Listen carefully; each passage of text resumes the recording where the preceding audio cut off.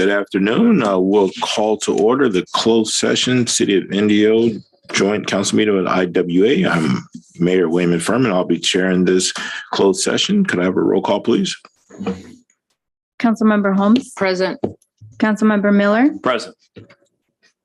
And Mayor Furman. Present. We have Councilmember Ramos-Samit absent and Councilmember Ortiz, Mayor Pro Tem Ortiz. Absent.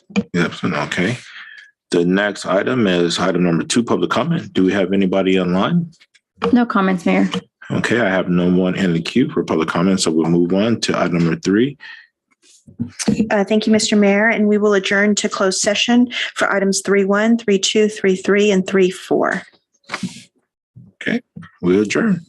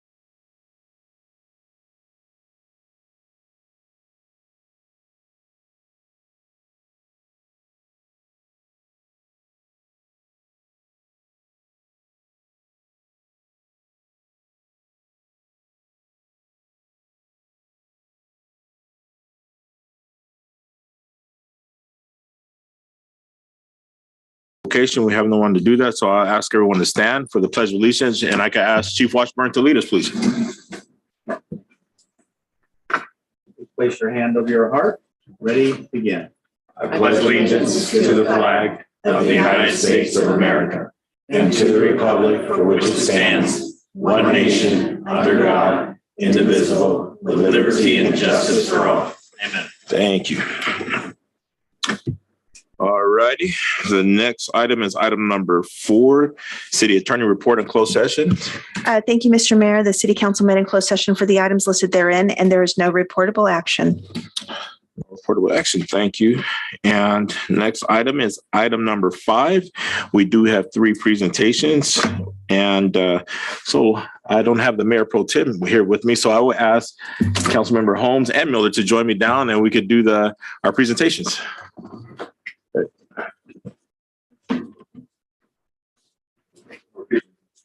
Hey, Sabdi. Yes, Mayor Pro Tem. I can't turn on my video. Okay, we'll figure that out right now. Thank you.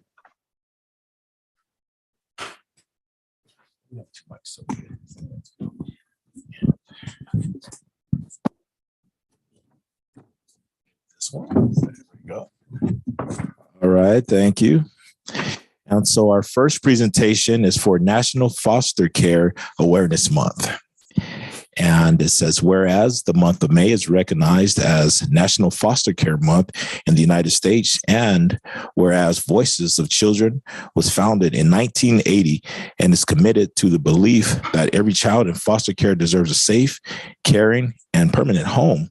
And whereas Voices of Children has provided a CASA, C-A-S-A, is that correct? Volunteers to 80 children living in Indio since 2015. And whereas the city of Indio is committed to recognizing and honoring those individuals who advocate for the best interests of children in foster care during National Foster Care Month. Now, therefore, be it resolved that I, Wayman Furman, Mayor of the city of Indio, along with the Indio City Council, do commend Voices for Children, CASA volunteers for their outstanding dedication and commitment to our city's children during National Foster Care Month. Thank you. So, representatives, come on up. Yeah. Brianna Miller? Yes. Okay, we have Brianna Miller here. Would you like to say a couple of words? Oh, sure. Good evening, everyone. I'm Brianna Miller with Voices for Children. And just on behalf of all of our CASA volunteers, we just thank you so much. We have a lot of gratitude for the city of Indio and all of your support. So thank you. Thank you. Thank you for your service. And we thank you very, very much for all you do for our local kids. I mean, without CASA, a lot of these kids wouldn't have a place to call home or the love of family. And that's so super important to their development. And just thank you. I'm very familiar with your organization and you do amazing work for our youth in our city. So thank you for what you do. Yes, and thank you for your work. And I was able to witness one of the ceremonies here at the courthouse, and it's such a beautiful and grateful thing that you all are doing over there with our foster children. So thank you for your service to our community. Yeah, we're excited for the new courthouse. All righty.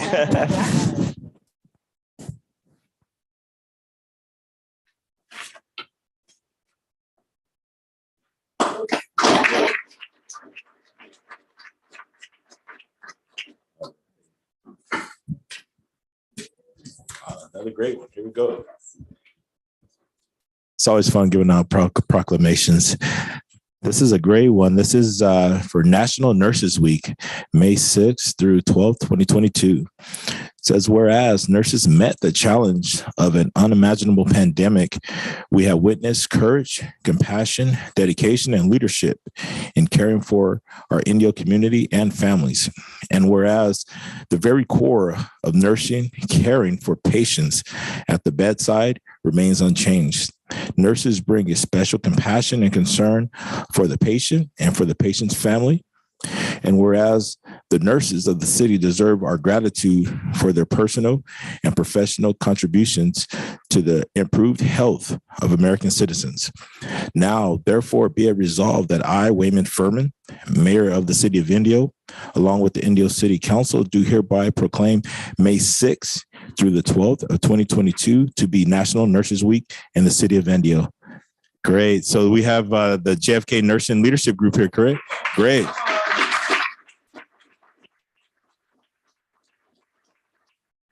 Oh, come on up. Great. Yeah. Ladies. Yes. Yes, I have to say, thank you for your work that you do in this. We were met with this pandemic that none of us have dealt with before, and our nurses stepped up and took care of our community, took care of themselves as well. So just thank you for all the work that you've done, and a lot of work goes on behind the scenes, as we know, and so just thank you. So you're greatly appreciated. The amount of caring and compassion, even separate from the pandemic, that you give people that you care for, their families. It's a care that most of us, unless we are in that position, cannot understand what you do. It goes well beyond just the medical component of being a nurse. It comes with a heart. It comes with compassion. It comes with a tremendous amount of caring. And we thank you, because I know that that's also a personal sacrifice as well. So we really appreciate that. Thank you. And here's your proclamation. And thank you for all you do. JFK is just such an asset to our community, and you are the heartbeat of our hospital. So thank you for what you do. Right. Thank you. Say a few words, please. Hi, good evening. I'm actually Heather Corte-Real. I'm the Chief Nursing Officer, and I have some of my very beloved nursing leadership staff here representing the ER, clinical informatics, and our intensive care unit at the hospital. And I do get a little teary over this. I can't thank you enough for this. It's so special to be recognized by our own community. And I want you to know we give our whole heart to you guys every day. And thank you for appreciating us.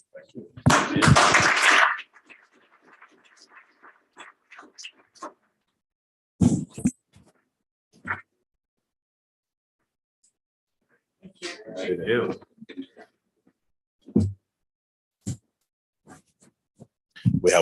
We have one more, correct? Oh no. So that was okay. That was it. Oh, I'm sorry. So thank you. That completes it. You can have that back. I have another.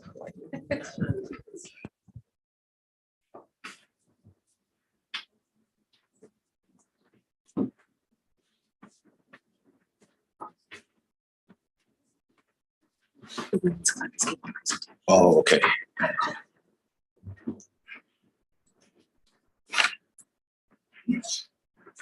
Okay, next we have a presentation by our Indios Women's Club. Come on up. All right.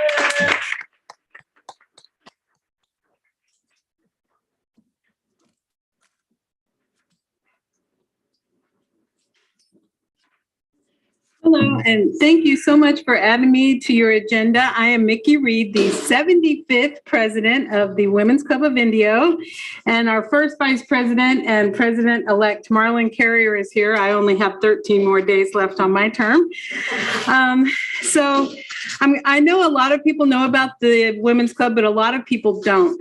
So I'm going to give a brief history. In 1912, two women, Estella Hall and Sarah Drummond, both Indio residents, formed the Altruian Literary Club. At that time, Indio was a railroad community. It wasn't an actual city yet. And Indio's population was about 75% male, and the women lived pretty much remotely at ranches. They were lonely, and so within just a short time, they found 8 other members to join them. They held all their social events by the full moon so the horses could see to get home. And there was a national movement at that time to form women's clubs. The suffrage movement was going on. Women were really actively seeking education, which had been withheld from them. And within a few years, our club joined the General Federation of Women's Clubs. And we changed our name to the Women's Club of Indio from the Altruian Literary Club. So in the first 2 years, the club formed the very first library here in Indio, and it was primarily made up of one member's library of classics. She moved away and took her library with her. But our members persisted, and we formed a new library that moved from house to house, eventually to the post office, to several different hardware stores.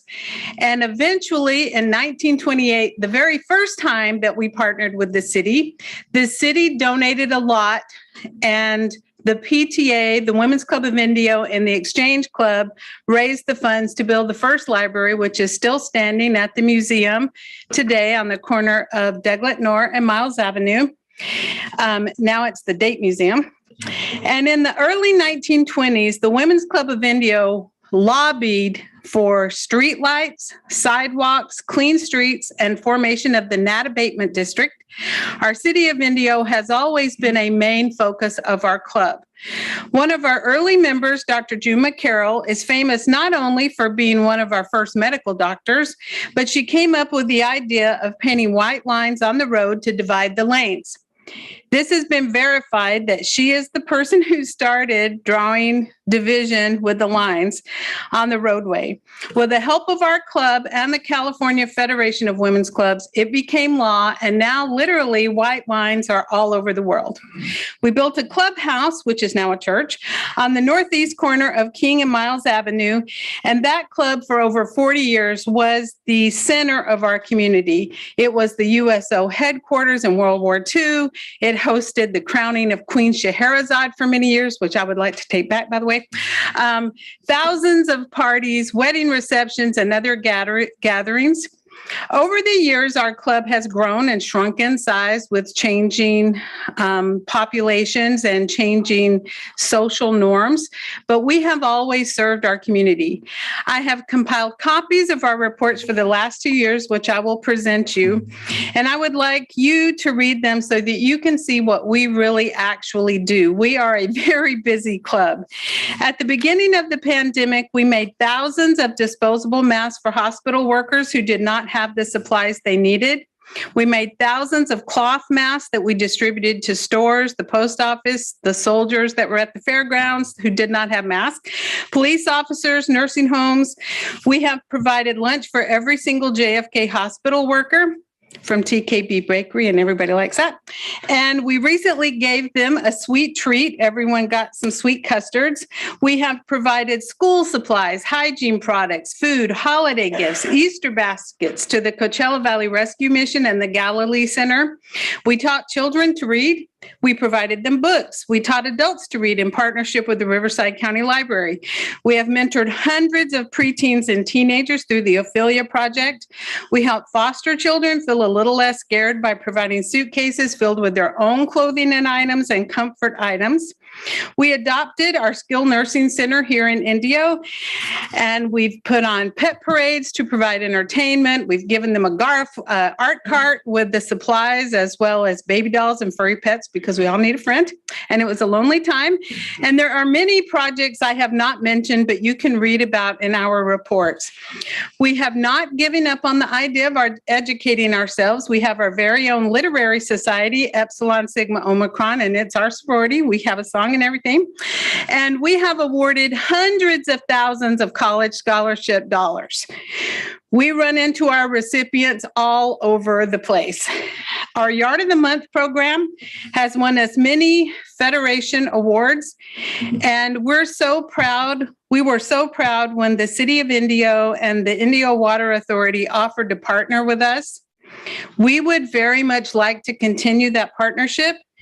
It has been noted that all the yards on the streets where we placed our sign have shown marked improvement, and we're taking credit for that, okay? We were thrilled that we got to help with the Keep It Clean Indio program. We had so much fun with Juan, your representative. I spent every weekend, as did most of the people here, handing out flyers to all the residents who were so thankful, and we really enjoyed that. We really do hope that you will call on us again. The Women's Club of Indio loves our city. We live, breathe, die Indio, okay? And we will work hard to support Indio. We are here to pledge our support to our city and hope that our club's contributions and value to the city will be recognized. We look forward to another 114 years of partnership, and we're hoping that the city will see us as a partner as well. And I want to thank you very much for your time and present the report. Wow, thank you.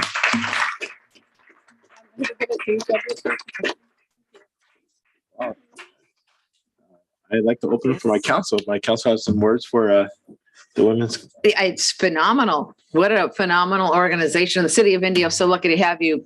I am honored to have been a member of the Women's Club for 14, 15 years. I don't know for sure, but that was when we were meeting at what is now Big Rock Pub, and there were about 14 of us.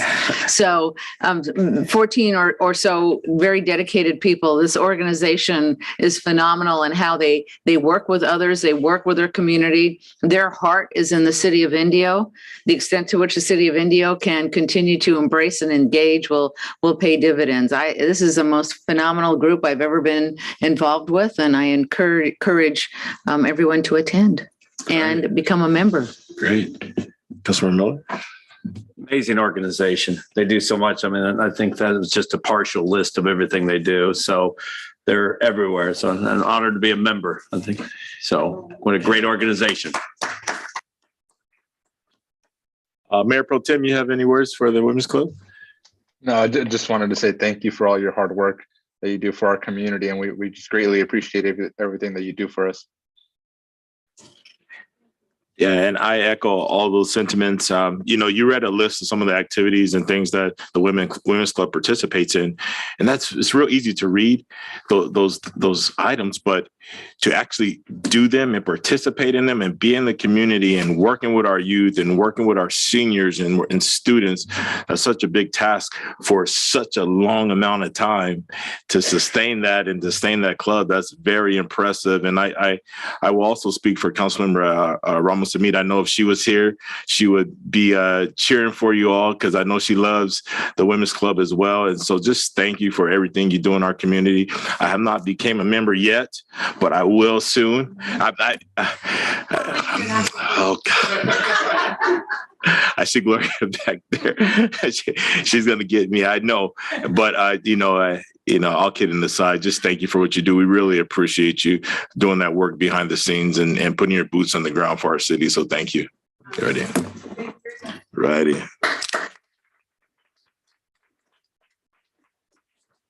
Right.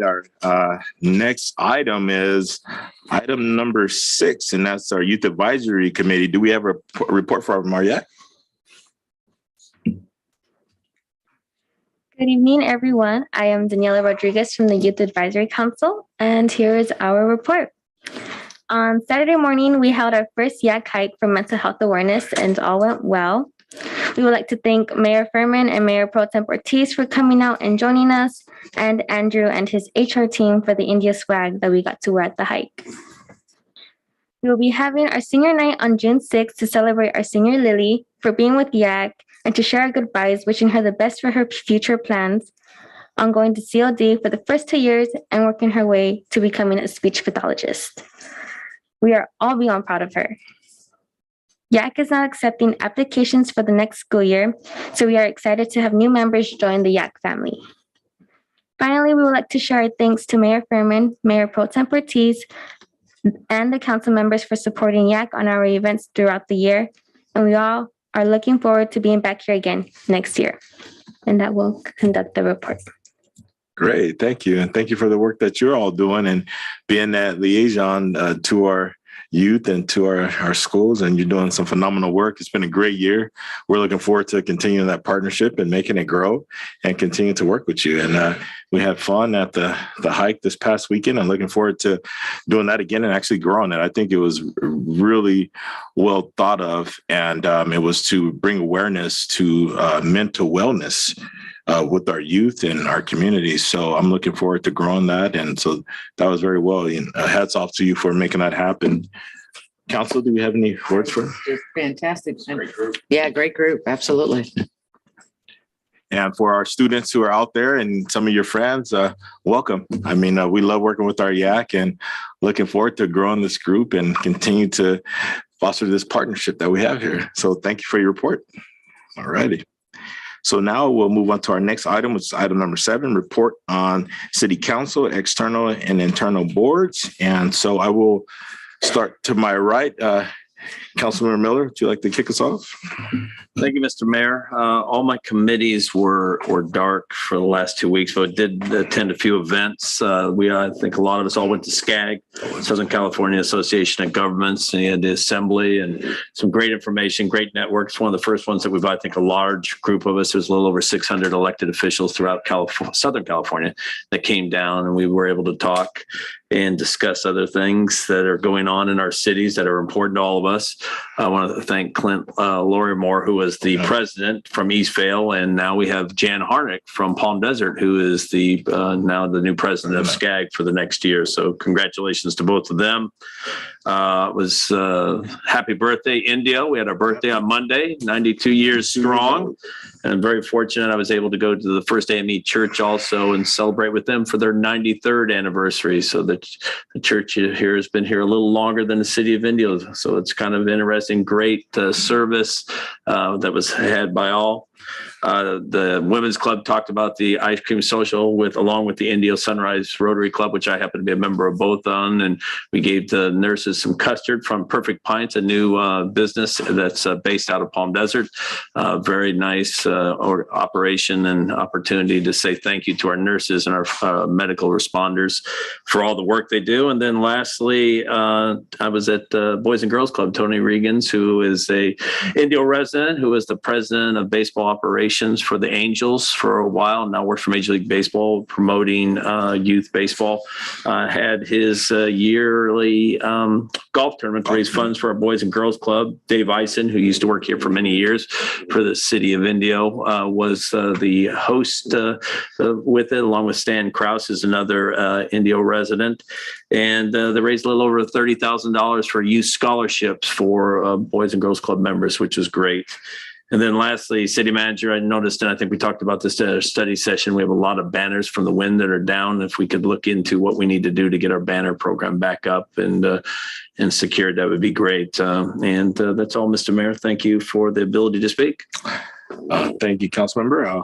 Councilmember Holmes. Thank you.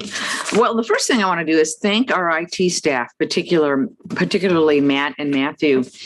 We've had a challenge over at the museum. We have this really outstanding 3D paintscape on the water tower, and we've had that up for quite a while, but it's had some mechanical challenges over the last few years.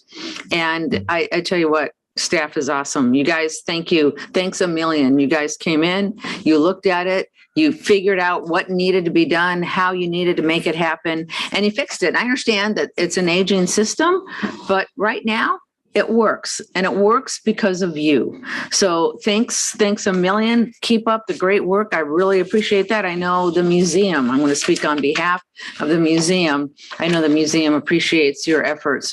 Heroic, maybe not heroic, but appreciates your efforts very, very much. The other, couple of other things, I also attended the First AME 93rd anniversary. What a great, gosh, they started at John Noble's. They started our community here, and they have grown. The congregation was wonderful, has always been. I've always liked that, and really heard an inspiring sermon. Let's see, Coachella Valley Conservation Commission was the one commission I was on. The biggest issue that we are facing at this point has to do with bighorn sheep. It's lambing season. And we, approved a few years ago putting up a fence that separated PGA West from that area where the bighorn sheep exist. And unfortunately, that fence is not up yet. And we've had many lambs die because they are in the private property, they're in the streets. Some have some disease issue, but by and large, because that fence isn't there, it's causing a lot of problems. The challenge is CVWD is holding up the encroachment permit, and we're working with CVWD to try to find a way to speed that process along so that we can protect 34 bighorn sheep and lambs have died in this past year alone. So there's definitely an urgent need. And just a comment about the Coachella Valley Conservation Commission, really our focus is to balance conservation of land, while allowing economic development. A lot of people say, well, gosh, we can't conserve all our lands. No, but we can conserve some of them. And we can also aid in the economic development component that we all want in our community. And last but not least, Saturday was the second Saturday Take Center Stage over here in downtown. Great music by the jazz band. And boy, it was really terrific. It's a couple of hours or a couple hundred people there. I expect to see 400 or 500 people. So if you haven't been to that second Saturday, the Chamber did a ribbon cutting of our new logo that has been launched. Please come on down. The music is always great. The food is terrific. And you'll have a wonderful Saturday evening. Thank you, Mayor. Great, thank you. Mayor Pro Tem Ortiz, you have a report for us? Yes, thank you, Mayor, and thank you all for joining us today for our council meeting. I can't be with you all in person today since I'm in Sacramento with the WELL program. I'm meeting with Assemblymember Eduardo Garcia to plan a workshop on local water issues in the Coachella Valley. And I'll also be touring the Delta water system out here in Sacramento tomorrow. I wanted to first congratulate our city manager, Brian Montgomery, on his 1-year anniversary with our city. Thank you for all your hard work that you do for our community on a daily basis. I know it's a very challenging and demanding job, and you're doing a great job at leading us during a time of growth and rebuilding. And we're happy to have you leading the team. This past Saturday, I attended the first annual mental health hike hosted by our Youth Advisory Council. I want to thank them for organizing the event and congratulate them on getting a big group of us to come out for a hike at the Indio Badlands Trail. I also attended the SoCal Association of Governments annual conference. I was able to sit in and listen to 2 panels while I was there. One was discussing the challenges with housing in the state. Right now, the average cost of an apartment requires an individual to receive about $40 an hour to be able to afford the rent by themselves. Some needs they identified were clear criteria for projects, sustainable funding, political will, and we're expected to need 2.5 million new homes in California in the next 10 years. I also attended the session on zero emission transportation. Transportation currently accounts for 50% of our state's emissions, and we are expected to be carbon neutral by 2045. Some takeaways were that the future looks to be a mix of hydrogen and electric vehicles, electric for smaller vehicles and hydrogen for heavier vehicles. One concern is that we need to do a grid study to see how much strain all the new electric vehicles will put on our current electrical grid. I also attended a meeting with our city council and the councils of La Quinta and Coachella regarding the needed upgrades in electrical infrastructure in our cities. We're currently looking at a local surcharge that would be collected and saved by each city independently to spend on their city's local infrastructure. I had a meeting with the Coachella Valley Association of Governments Energy and Environment Commission. We discussed the same issues with local electrical infrastructure, and we also heard a presentation regarding some updates at the Salton Sea. And at the Salton Sea, we're expected to see about 60,000 acres of lake bed exposed by 2028. Currently, there are a few projects underway that should cover about 30,000 acres of the exposed lake bed, so about half of the exposed area through the 10-year management plan. And there's also an air quality monitoring program in progress to see how much this is affecting the surrounding areas. Some methods for the dust mitigation are ponds, marshes, small lakes, and using shrubs and hay barrels to slow down the wind and dust. In 2003, the state took over the planning for the Salton Sea and is now looking at long-term solutions for the sea. Currently, there are many proposed projects, and the state is looking at making a decision on moving forward with the project by the end of the year. The Army Corps of Engineers is also beginning a 3-year study on ecosystem restoration at the Salton Sea. This study could open up some federal funding that would cover 65% of the cost of a long-term solution for the sea. And this could be up towards the hundreds of millions to billions of dollars in funding. I did hear recently from the Salton Sea Coalition a concern over greenhouse gas emissions related to some of the proposed plans. And they have asked us to consider a resolution to request that the independent review panel evaluate greenhouse gas emissions as part of the vetting process for these proposed plans. La Quinta and Palm Desert have recently passed similar resolutions, so I wanted to see if there's consensus for our council to consider this resolution at our next meeting. And that's all I have for today. Thank you, Mayor. Thank you, Mayor Pro Tem, and I think we get that resolution out to everybody, and we could bring it back to our next meeting. So thank you for your report, and thanks for the invite to Sacramento. So bring us back some good information. I know you will. So I do have a report, and I'll start off by saying happy birthday to the city of Indio. I'm pretty sure council members Holmes and Miller could agree with me. It's a very humbling, gratifying experience to be mayor of this city, especially at a time like this. And I couldn't be more proud of where we're at now and where we're going. And so to wake up on Tuesday knowing that it's our 92nd birthday, it's just a great feeling to be mayor of this city. So thank our community and thank our city and everyone around for making this a great place. So I also like to congratulate our city manager, Brian Montgomery, for a year. That year went by super fast. You've done a lot of great work, and we're looking forward to having you 20 more years. He said, I don't think so. So thank you, city manager, for your hard work and for your staff as well. So I'd like to start off by saying I did to attend the Southern California Association of Governments regional conference as well. It was a great conference, a lot of information. One of the highlights of the conference that I got was IVC, Imperial Valley Community College, received the recognition for a small home housing village they have for their students in Imperial County. And our president of College of the Desert, Dr. Garcia, was very instrumental in that project when she was down in Imperial County. And if you have a chance to go online and look at that, I think that's a model that we can all look at as far as addressing some of our affordable housing issues that we have, not only in our valley, but across the state. It was a very good project. And also one of my other highlights was I was contacted by Spectrum Cable to do a PSA for breast cancer awareness. So that's great. And that's something that's near and dear to me. My mother gained her wings from breast cancer. So it was kind of something that was, came from heaven. They just asked me if I would like to do a PSA. And of course, it was breast cancer awareness. And I'm an advocate for that. So thank you to Spectrum for reaching out to me for that. I also attended the mental wellness, walk with our YAC and Mayor Pro Tem Ortiz. And like I said, thank our YAC for making that happen. Looking forward to doing that again. And I've already been speaking with other community members who would like to participate in that. It was well, and I shared experiences with that I have to deal with our youth. And so it was just a great event. So thank you. And I will also tie YAC into my next item, which is a public safety committee from CVAG. We had a presentation by our district attorney, Mike Hestrian, on fentanyl and the dangers of fentanyl in our communities, in our county, our state, and it's just in our world now. And that's something that we just have to be honest, something that we're dealing with.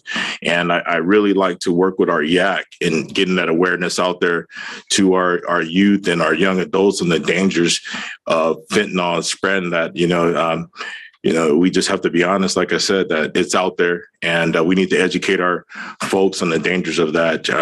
Whether you're a celebrity, whether you are a youth, it's killing a lot of people. Fentanyl is 50 times stronger than heroin, and it only takes the amount of a couple grains of salt to kill a average adult human. So very dangerous stuff that's out there. And so I like to work with the YAC to get some of that awareness out there. So, also, we had another presentation from Jennifer Carlson, who works with some of our mental health professionals here locally. And she spoke about a new phone line that's going to be coming online, I believe, in July. And it's 288. And what that will do, it will replace not replace, but it will take the mental health calls away from our police. And if someone is having a mental health episode, you'll be able to call 288. Actually, excuse me, it's 988. I'm sorry. And get some assistance from a mental health professional. So that'll be coming this summer. So that's another thing that's great. And I'll work with the YAC and getting more information to them about that, about both topics. So that was our public safety committee. I also attended the 3 city councils meeting, our study session regarding power infrastructure in our community. And I have to tip my hat to our city manager, Brian Montgomery, and the city manager from La Quinta and Coachella for really taking a lead in this and working hard toward our future to secure our power infrastructure so we could continue to develop, continue to bring affordable housing to our community, continue to be have a resilient power grid here in the Eastern Coachella Valley and to strengthen our partnership with IID. So we'll continue to work with that. We'll continue to bring you updates, and we have made some positive strides in that. So stay tuned for more updates, and thank you, City Manager, for that. I did have a RCTC meeting. I did unfortunately miss that meeting. I was ill that morning, but when we do get our minutes, I will report that if there's anything notable for the City of Indio. I also attended the African American Parent Advisory Committee graduation for African American seniors in Desert Sands Unified School District. And I just want to thank a couple of people for having me there and doing the keynote. I have to thank Kiara Manuel, Marla Carpra, Jarvis Crawford, Jarvis Williams, and Troy Strange for allowing me to be part of that event for our African-American students in the Desert Sands Unified School District. It was a great event. It was held at the St. Margaret's Episcopal Church in Palm Desert, and looking forward to working with Desert Sands next year on this event and really working with our committee to provide those services and education surrounding the African-American culture for our students. So thank you for allowing me to be part of that. I also attended the second Saturday event and ribbon cutting. That was great. Thank you to all of our staff, our chamber, our police department for being there, keeping everyone safe, our entertainment that we had. We had Tina Turntables and was it the Jazz, what's it, the Jazz Mafia? Is that what they're called? And but it was a great event. Went off well. We did the ribbon cutting for our Indio sign. The Indio sign has been a hit.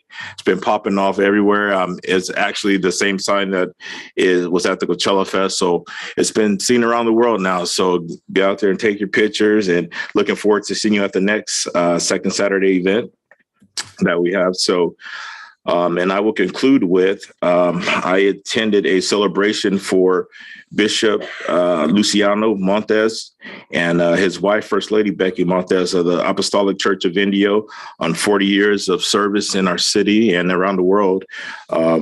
Bishop Montes has been a pastor, and to many, he's baptized over 1,000 children in his service. So it's definitely a great honor when you're a mayor and you have such great people in your community like this working. So thank you to the Apostolic Church of Indio for having me. I missed the first AME anniversary, but I will be there next week to take them a certificate. So that was a lot. So thank you for listening to that. And that will conclude my report. All right. So now we will move on to item number 8, which is City Manager reports and information. Thank you, Mayor. After hearing First AME's birthday of 93 and the City of Indio at 92, celebrating my 1-year birthday at the City of Indio sounds a little small, but it has been an honor and a pleasure. You know, I was thinking about this great staff that serves us here in the City of Indio. Not only as city manager, am I proud of them and just happy to work with them, but as a resident of Indio, and all the residents of Indio should be very, very proud of the team, the city council, the city staff that serves us. So that's been the pleasure over the last year, is getting to know all of you and serving with you. So thank you, and for many years more, maybe not 20, but many, many more. Thank you, Mayor. Thank you. All righty. Well, I would like to ask our YAC if they'd like to be excused at this time. Are you sure? All right. You are now excused.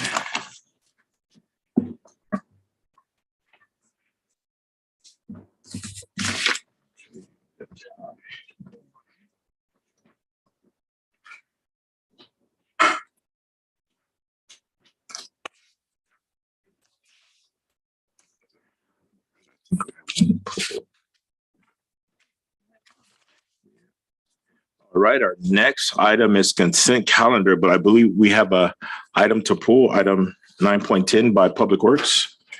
Public Works going to pull that.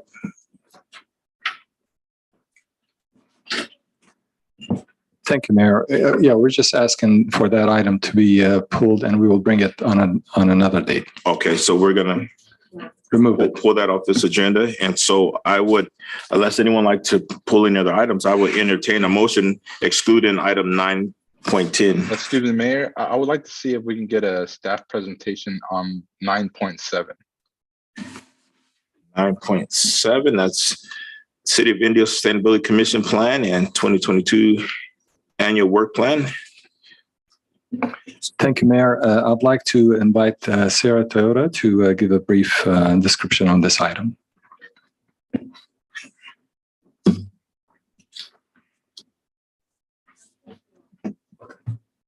In 2020, the City Council approved an ordinance that outlined some of the specific duties for some of the commissions that were established for the City of Indio.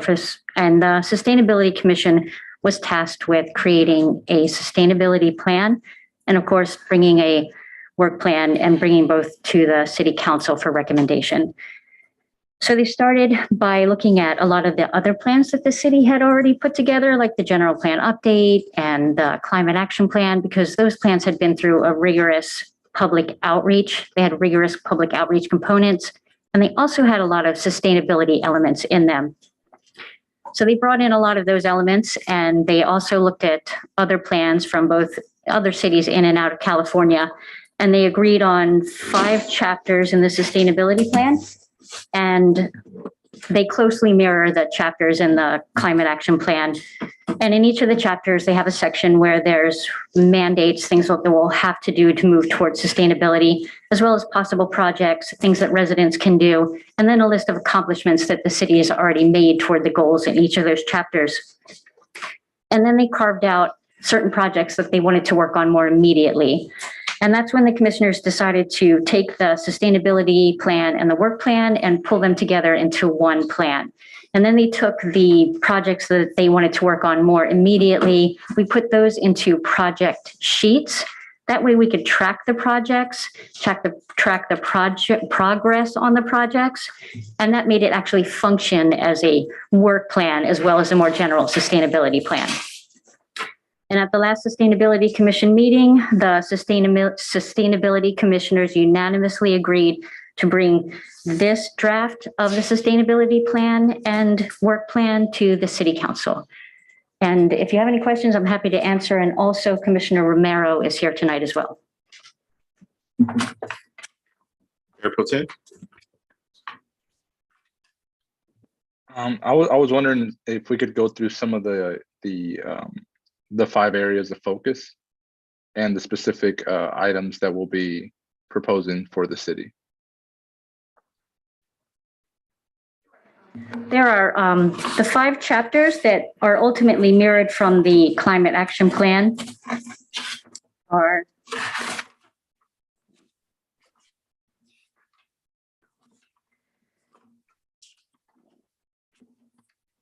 clean energy, low greenhouse gas emissions, zero waste, water resources, and the 5th one is sustainable environment, land use, and transportation.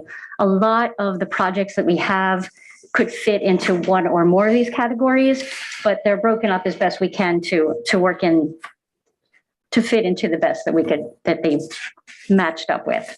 And then ultimately, at the back of the plan, you'll see a list of the projects that we want to work on as the 2022 annual work plan. We would like to develop an outreach plan. We've been working on giving out indoor recycling and organics containers to businesses to help them comply with some of the new waste regulations. We talked with our streets supervisor to learn more about increasing the bike lanes and how that is done through the Complete Streets Master Plan. And we also wanted to look into things like possibly having a permanent household hazardous waste facility located in Indio. And then in our project sheets, you can go through each of those projects and kind of look where we are. So for the household hazardous waste facility, we've asked someone from Riverside County who would run the facility to come and talk to us about that, give us an idea of some of the benefits and also what it might take, some of the information we need if we wanted to come up with a recommendation for something like that. So that's on our next Sustainability Commission meeting agenda. And the outreach plan, you'll see that's kind of on hold until we get the actual plan and work plan approved.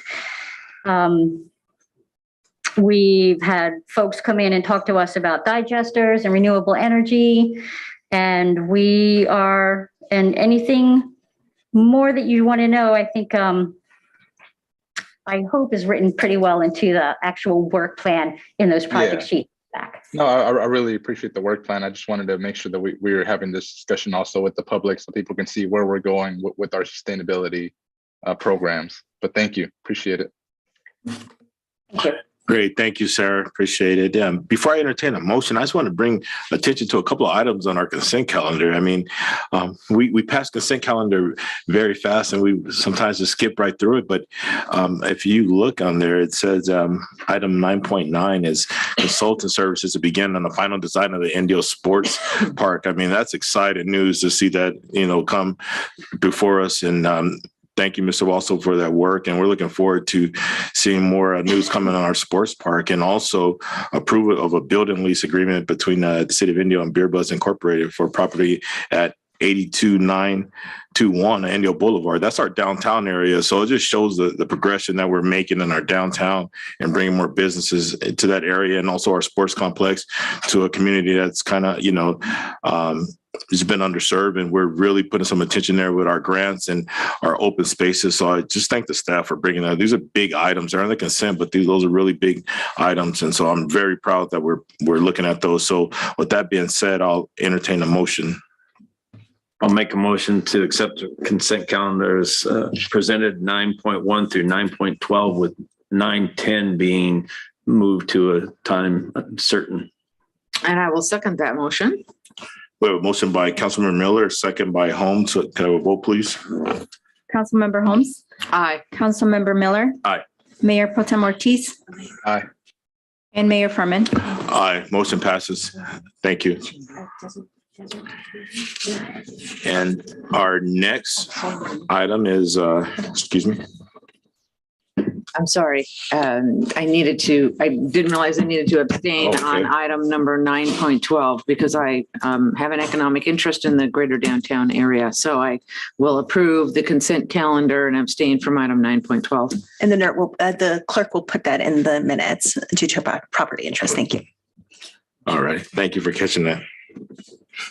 All righty. Our next item is item number 10. It's public hearings, and item 10.1 is adopt resolution number 10278, authorizing the levy of a special tax for City of Indio Community Facilities District number 2004-1, law enforcement, fire, and paramedic services, and annexations areas thereto the City of Indio Community Facilities District 2004-2, Law Enforcement, Fire, and Paramedic Services, Resolution number 10279, Community Facilities, the District number 2004-3, Terra-Lago Area, Resolution number 10280, Community Facilities District number 2005-1, Talavera Area number 1 and number 2, and Resolution number 10281, Community Facilities District number 2006-1, Sonora Wells for fiscal year 2022-23. Assistant City Manager Rob Rockwell. And if I can jump in and interrupt, I'm going to leave the dais because I live there in Terra-Lago, and that would present a conflict of interest because I own property. Thank you, Mr. Mayor. You gave half of my report for me. This is really a brief item. Tonight, staff is seeking your approval of 4 resolutions that set the tax levies in 6 separate districts. This is a reoccurring annual requirement that allows the tax levy to be applied to these districts. 3 of the resolutions affect 4 districts. That's a Terra-Lago district, 2 districts in Talavera, and 1 in Sonora Wells. This levy that's collected helps to cover bond debt that paid for infrastructure in those districts. Those are 30-year bonds. The annual amount does not fluctuate significantly, and each of those districts have about 12 to 14 more years until those bond debt is paid off. The other resolution for CFD 2004-1 and 2004-2, that is a service district. So that levy is applied to new development that has existed post 2004. That revenue comes into the city and helps offset the cost of public safety services. That's police services as well as fire services. The annual assessment is currently $504. The recommendation is that assessment increase the 2%, which is a ceiling per the ordinance, which would increase the assessment by $10.08. And it would total $514.16 would be the levy. So upon your approval, these assessments will be passed to the county auditor controller, which will collect it through the property tax bills. And I'm happy to answer any more questions that you might have. Okay, thank you, Mr. Rockwell. This is a public hearing item, so I will open a public hearing and ask the clerk, do we have anyone on the line for this item? No, Mayor. I have no one in the queue for this item. So I will close the public hearing and open it up to staff for any questions, comments of Mr. Rockwell. That's pretty much one of our continued simple requests from staff. So unless Oscar has anything, I will make a motion. Second it.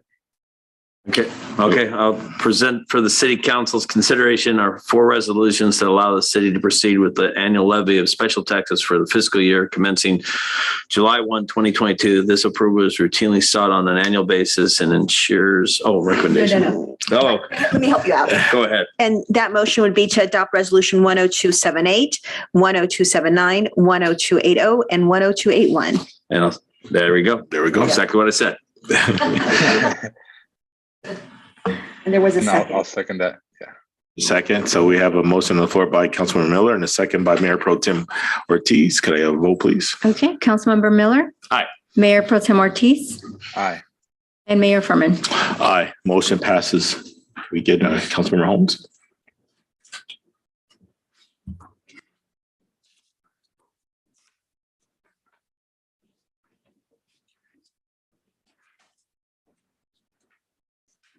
All righty, so we'll move on to item 10.2, which is ordinance number 1779, amending chapter 159 zoning regulations of the Indio Municipal Code to allow cannabis storefront retailer and cannabis non-storefront retailer businesses in certain areas of the city, and finding that ordinance number 1779 is exempt from CEQA pursuant to CEQA guidelines, section 15061B3.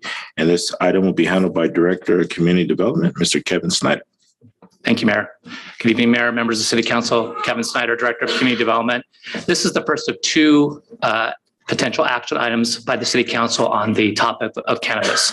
But I want to make clear that this action item for your consideration is only pertaining to amendments to Chapter 159, which are zoning regulations. So for the purposes of this public hearing, we're only talking about amendments to Chapter 159. As the Council is aware, since late 2020, continuing to the present, the City Council has been engaged in a public conversation about whether or not to allow cannabis-related activities in the city. As the Council is also aware, since 2017, the city has not allowed cannabis-related activities. At your March 2nd meeting, the Council gave direction to staff to proceed forward with action items around both amendments to Chapter 159, which are zoning regulations again, and Chapter 123 under our business regulations. So again, I'm going to talk to you this evening about Chapter 159. So ordinance number 1779 has 2 orientations around it. First, it would amend Chapter 159 to allow cannabis storefront retailers and non-storefront retailers. Again, this would be a change from the current regulations in which all cannabis-related activities are prohibited in the city. It is also proposing to find the ordinance exempt from CEQA, and I'll explain that in further detail in just a moment. So the legislative process, since this is an amendment to our zoning regulations, it does require that it go through a 2-step legislative process. The first step is to be considered and recommended on by your planning commission. So the planning commission conducted a public hearing, a duly noticed public hearing on April 27th. We published a 1/8 of a page display ad, which is required by state law on April 15th, which is different than our normal public noticing, but it's to call attention because this this has citywide impact. So at the April 27th Planning Commission meeting, your Planning Commission voted 4-0 to recommend to the City Council the adoption of the ordinance amending Chapter 159. We also noticed your public hearing this evening. Again, we followed the pattern of a 1/8 of a page display ad, again for broad citywide notification. And both of these efforts do comply with the current California Government Code section pertaining to public noticing for changes relating to significant citywide impact. So what are the changes? The changes cover several different areas of Chapter 159. Particularly, we're looking at amendments to Section 159.565. We are amending the definitions and we're making references to Section 123.06, which are technical terms and phrases. Cannabis storefront retailers and non-storefront retailers, businesses would be permitted in certain areas of the city. And we broke it down in three different orientations. The first is all commercial land use districts except on properties zoned neighborhood commercial. The reason why we excluded neighborhood commercial is these typically tend to be close to residential areas. So the commercial areas that we're talking about are your community commercial areas, your regional commercial areas. These are areas that are more populated by existing other commercial businesses and less likely to have nearby adjacent residential uses. We also identified all mixed-use land districts. We do have mixed-use zoning in the city currently, and under the zoning regulations that'll be coming to you later this year, we would have additional mixed-use zoning. So this would be allowed on properties that have mixed-use zoning. Finally, we identified properties that are regulated by a specific plan that has been previously adopted by the City Council, or project master plan, also previously adopted by the City Council. And again, this would be in areas that are identified for commercial uses, again, excluding neighborhood commercial for the reasons I just stated. We did note that all other commercial cannabis activities would be prohibited. So we're only talking about commercial storefront and non-storefront retail. That's consistent with council direction. We also did note that there are location requirements. As the council is aware, there are statutory requirements for 600 feet from sensitive uses. And the council also previously directed 250 feet from churches that are in residential zones. So that we'll get into that more in the next item on your agenda, but the proposed changes to Chapter 159 do make note of that. And then finally, we did note that a regulatory permit, again, we'll be talking about that shortly, is required per Chapter 123. We also made amendments to Section 159.566. We did, and at the input of the city attorney, we did address personal indoor cultivation, which is authorized by statute. And along with that, we did provide definitions around that to make it clear as to what is allowed, and that covers things such as fully enclosed and secure storage, indoor, outdoor, and private residence. So those terms are defined. Finally, the amendments to Section 159.567 and 568, we repealed those. These are the sections of the code that previously did not allow commercial cannabis activities. So now we have in front of you a proposal to allow, under certain restrictions, commercial cannabis activities, again, storefront and non-storefront retail only. We did find that this recommendation for amendments to Chapter 159 is exempt from CEQA under the common sense exception. And there is no possibility for significant effect on the environment, was staff's finding. And cannabis retailers would be allowed in areas where there's already permitted commercial land uses, for example, retail land uses. So with that, staff is recommending that the council waive the full reading of ordinance number 1779, amending Chapter 159 zoning regulations of the Indio Municipal Code to allow cannabis storefront retailer and cannabis non-storefront retailer businesses in certain areas of the city, introduce the ordinance by title only, and request the city clerk to read the title. And with that, I'm happy to answer any questions that council might have before your public hearing. And if I can just jump in, if you don't mind, on the sensitive uses, the location requirement, the 250 feet from any church located in a residential zone. When we drafted this, we forgot to insert it. And so I just passed around, and the clerk also has a copy, so that if the motion is made, it would be to waive full reading of ordinance number 1779 as amended. And I'll read that language, and it adds into Section 159.565, paragraph C. it states a cannabis storefront retailer and cannabis non-storefront retail shall be no closer than 600 feet from any zone parcel in the city designated as sensitive use pursuant to Indiana Municipal Code Section 12332B2, or this is the new language, 250 feet from any church located in a residential zone. Thank you. Thank you. This is a public hearing item, so I will open a public hearing and ask the clerk, do we have anyone online who would like to make comment? Yes, Mayor, we have Christopher Martinez on Zoom for public comment. Mr. Martinez, you have 3 minutes. Good afternoon, Mayor and City Council. I'd like to thank you guys for the opportunity to speak on this agenda item. It was just one item I wanted to touch on, which is the sensitive use. And I think it might have been defined in the ordinance, but just want to make sure that the sensitive use is clearly defined, especially for items like private daycares, because when an applicant is looking to occupy a retail space, it's very difficult to find out, depending on the cities and what documents or records are available, is to find out where those private daycares are that may be considered a sensitive use. So that was the only item or the only topic on this item I think I wanted to address, was just definition of the sensitive use, and also what records will be available to an applicant to ensure that they're not looking to lease or purchase a property that might bar them from being eligible to submit an application. And I believe that was it. Thank you. Thank you for your time. Thank you, Mr. Martinez. Mr. Snyder, I believe that's defined in the code, correct? Mayor, that is actually in the next agenda item. We can go in further into detail on that. In this agenda item, it is referenced to Chapter 123, which will be the topic in the next agenda item. Thank you. And I can answer that question. The sensitive use includes the state law sensitive use provisions, and it's a commercial daycare. And those commercial daycare facilities are licensed by the county. And so there would be county public records with respect to that. And they would have to get, I believe, a business permit. Because they're not family daycare, they're commercial daycare. So I'm sure that we would be able to assist them with that. Okay. Thank you. Do we have any further? No other comments, Mayor. Okay, I have no one present in the queue. So I will close the public hearing and open it up to council for any questions or comments. Mayor Pro Tem? Yeah, could you go over again with the regulations in private residences? Mayor Pro Tem, you're talking about the personal cultivation? Yes. And to help me answer your question, what specifically are you wanting to understand? What is allowed and what isn't allowed?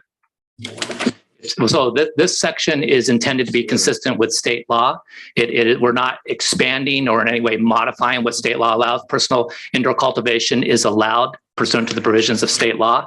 And I can help jump in. And it's 6 or fewer live cannabis plants within a single private residence or inside an accessory structure that's located on the grounds of the private residence that's fully enclosed and secure. And so these provisions are an exact carryover of what's existing already in our code, which was to follow the state law when the city first prohibited cannabis. Okay, just wanted to make sure we weren't changing anything there. Thank you. No, we were not changing anything. It's an exact carryover of the language, just in the new section, I believe. And private residence is a house, apartment unit, condo, mobile home, or any similar dwelling that's lawfully used as a residence, which is the same language that we've used for the past several years. Thank you. Great. Seeing that we have no further questions or comments, I'll entertain a motion.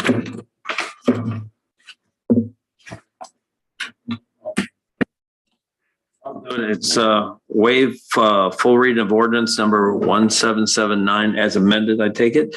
Amending chapter 159 zoning regulations of the Indio Municipal Code to allow cannabis storefront retailer and cannabis non-storefront retailer businesses in certain areas of the city. Introduced ordinance by title only and request the city clerk to read the title. And I'll second that. So we have a motion by Councilmember Miller, a second by Mayor Pro Tem. Could I have a vote, please? Councilmember Holmes. Aye. Councilmember Miller. Aye. Mayor Pro Tem Ortiz. Aye. And Mayor Furman. Aye, motion passes. All righty.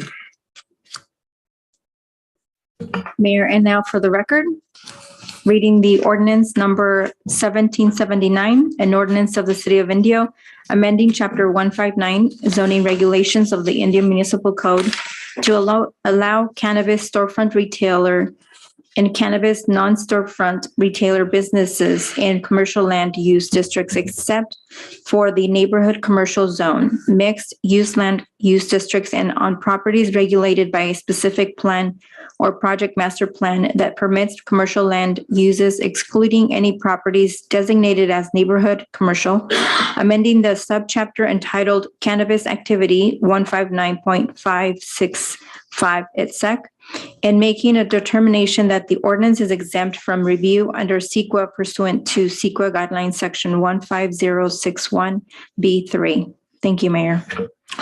Thank you. Thank you, Mr. Snyder. We'll move on now to item number 11, which are administrative items.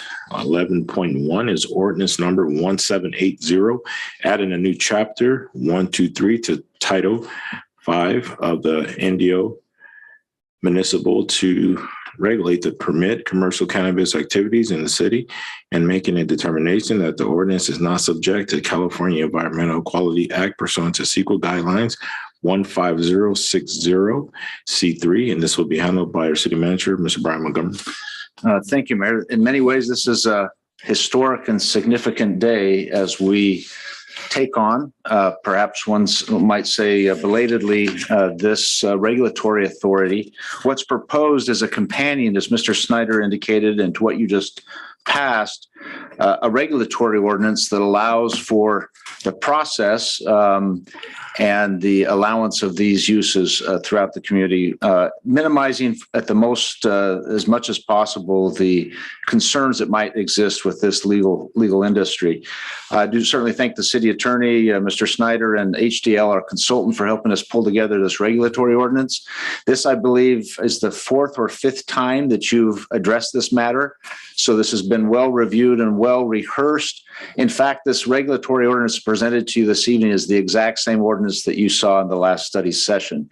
So much of this will be a review for you, but we are seeking your approval at this point. Some of the key definitions that you'll find, that's what we're all playing. And the formatting, we got lost between our offices and the chambers here, so this is very small to read, but there's some key definitions that are within the ordinance, and you'll see these slides throughout this PowerPoint. We won't read through all of these, but as we think about key definitions, as you look at these regarding what is a cannabis business permit, again, this regulatory ordinance refers specifically to the retail use that the zoning text amendments addressed. What is a commercial cannabis business? What are the non-storefront retailers and the retailers? So perhaps as we go through each slide, and Mr. Snyder's volunteered to help me on these, and I'm sure the city attorney might chime in, but are there any questions relative to the definitions that are proposed in the regulatory ordinance? Particularly these key definitions are pretty straightforward. And again, we covered those previously. City manager, if I could go backwards. Sure. One, I think it's something important to point out. I'm not touching anything. I'm not sure what's happening. Okay. Whoever's driving, please let me have the steering wheel. Okay. Okay. So one, as the city manager pointed out, this is the regulatory ordinance, but the one thing I think literally hands are off the wheel. One thing important to point out is that the process for selection, I'm going to see if I can make this work. There we go. The process for processing, review, and selection of permit applications is not before you this evening. That will be a separate activity that we will come back to you on for resolution action. And we internally, we've targeted 60 days or less to be back in front of you with that resolution. So we will come back to you with a review opportunity and obviously a action opportunity. So this evening, as you look at what is in front of you, please note that that is a separate action coming to you. So sorry, City Manager, I just want to make that point. No, I think that's important, knowing that some of the meat is yet to come, and these are significant factors. You'll see, such as the number of businesses that would be allowed is proposed between 1 per 15 and 1 per 25,000. So that's something yet to be determined unless you vote otherwise this evening. I will drive then, or you. So hands off the steering wheel. I'll click a few of those, but I think I think there are like 11 slides here. And just knowing that you have gone through this previously, I want to make sure we just don't read through this, but there are significant state requirements for any of these retailers and the licenses they would receive. And just know that that would continue to be a part of our review process regarding a criminal background check and these different prohibitions relating to the permits. So the HDL team that has put together this regulatory ordinance has done this up and down the state. They are the experts.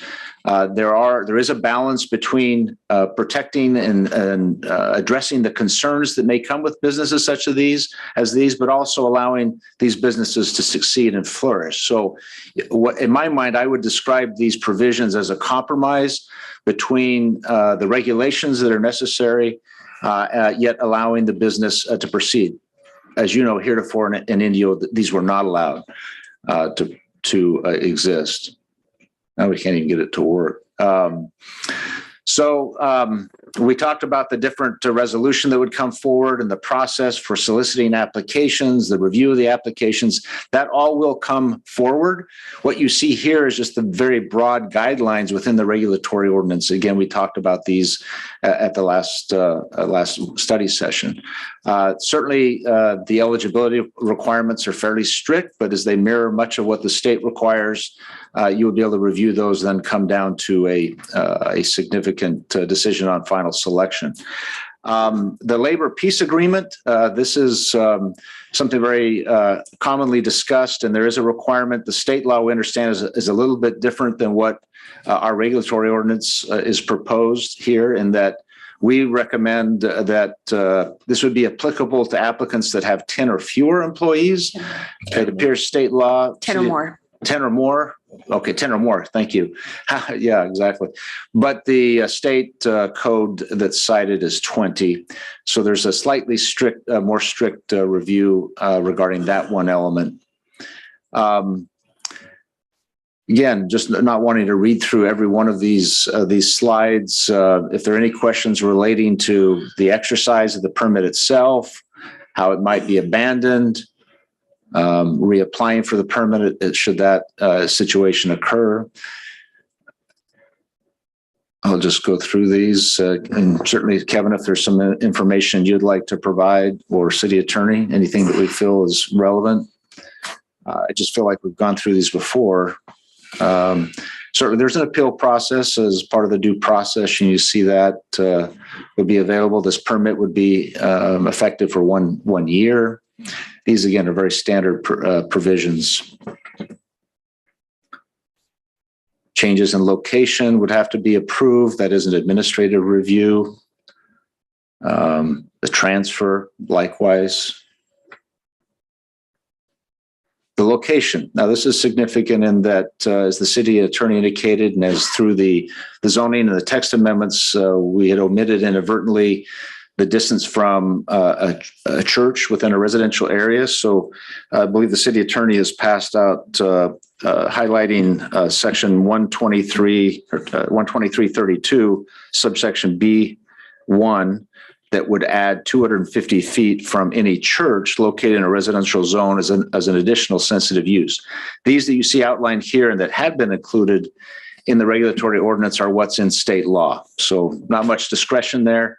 But again, we discussed these at a previous meeting. City Manager, if I could jump in on one item.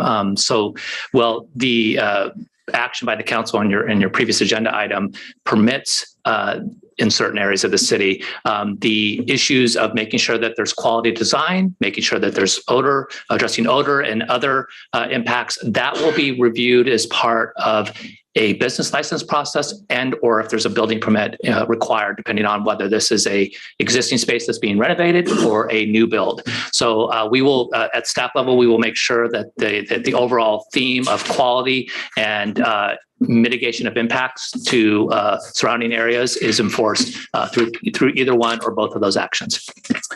Thank you for that. I know we may receive public comment tonight. One of the provisions of the proposed ordinance relates to the signage that would be allowed. We hope that it's understood that the name of the business would be allowed.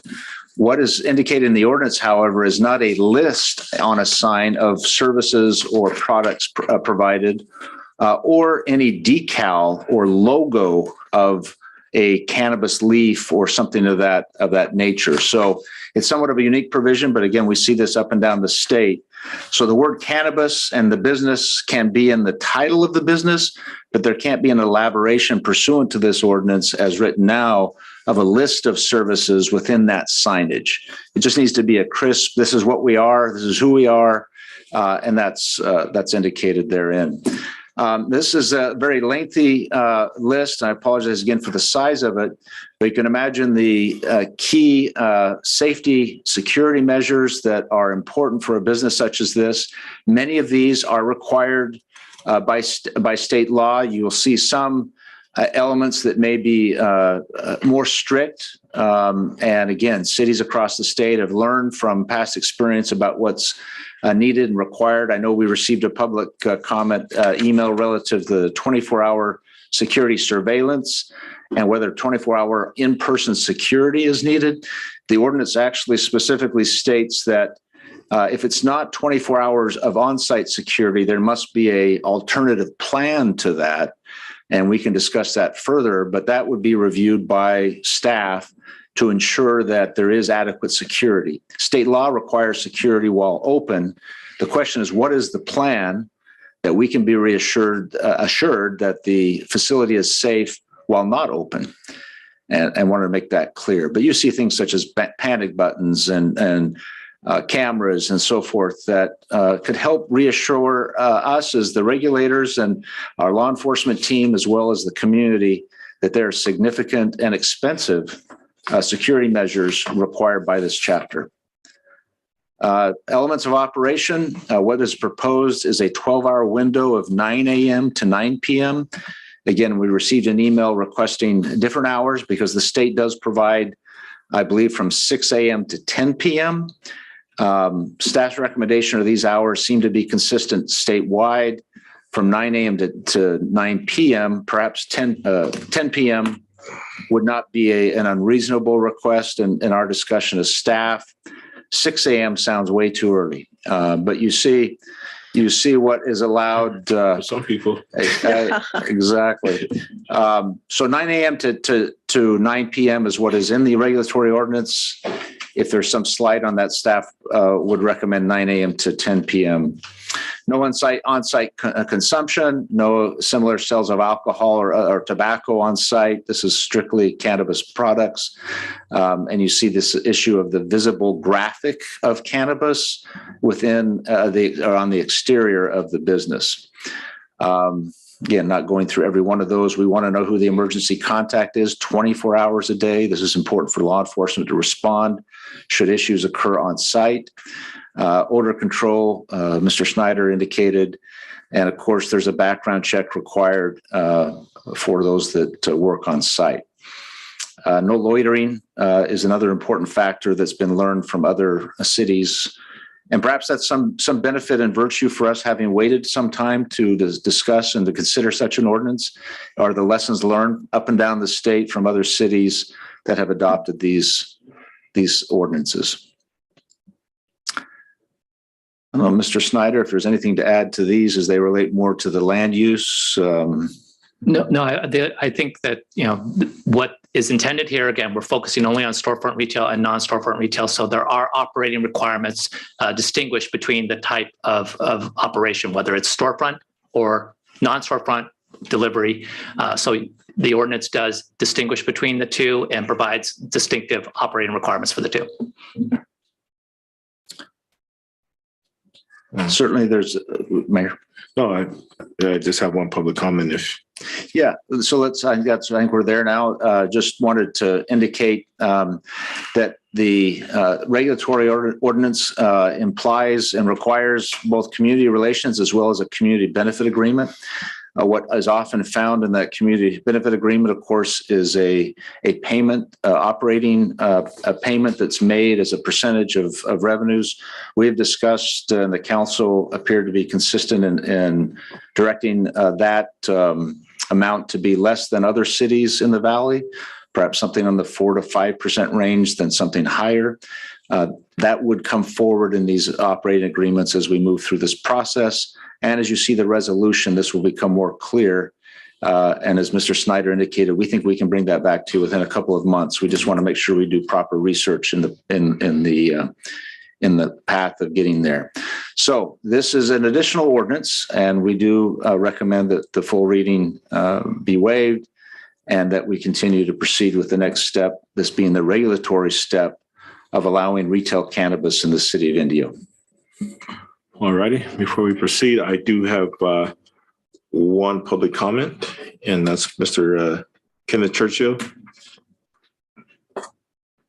Do I start online? Okay. Good evening, Council. I do want to start off by saying thank you to the city staff, especially, Kevin and Brian. I know how much work goes into these regulations, and there's no way to make everybody happy. I do feel like the city has done a really incredible job of coming up with fair regulations that allow for businesses to actually be successful. Overall, I believe that the city staff has done a really incredible job on this. I am absolutely thrilled to see the city of Indio move forward on this topic. I think cannabis businesses are going to bring well-paying jobs, tax revenues for this city, and we're going to be able to work on buildings that are currently vacant in the city of Indio. As I typically do, I do have a few notes. I appreciate everybody always being open to the cannabis industry's feedback as far as the city of Indio is concerned. The city manager did bring up a couple of the issues that I brought up in conversations. One, again, is the 24-hour security guards. I understand the intent there, but I do think it's important to understand 24-hour security guards ends up costing almost $200,000 a year to have one single security guard there for 365 days, 24 hours a day. $200,000 to any small business is enough to basically wipe out our opportunities to actually try to invest that money into our community and into our employees. So I really suggest we find a way to not put that burden on a small business, especially when we're starting out. Another issue I've brought up is remote accessibility to the cameras by the city manager. That's not something I ran into in any other situation. I don't believe that we would require anything else in the city of Indio to have that. It feels like an overreach on my part. And so I just want to throw that out there that seems a little bit odd to me. I do know that the application process hasn't been disclosed yet, but I do want to, again, discourage the use of a lottery system if that is something that is still on the table.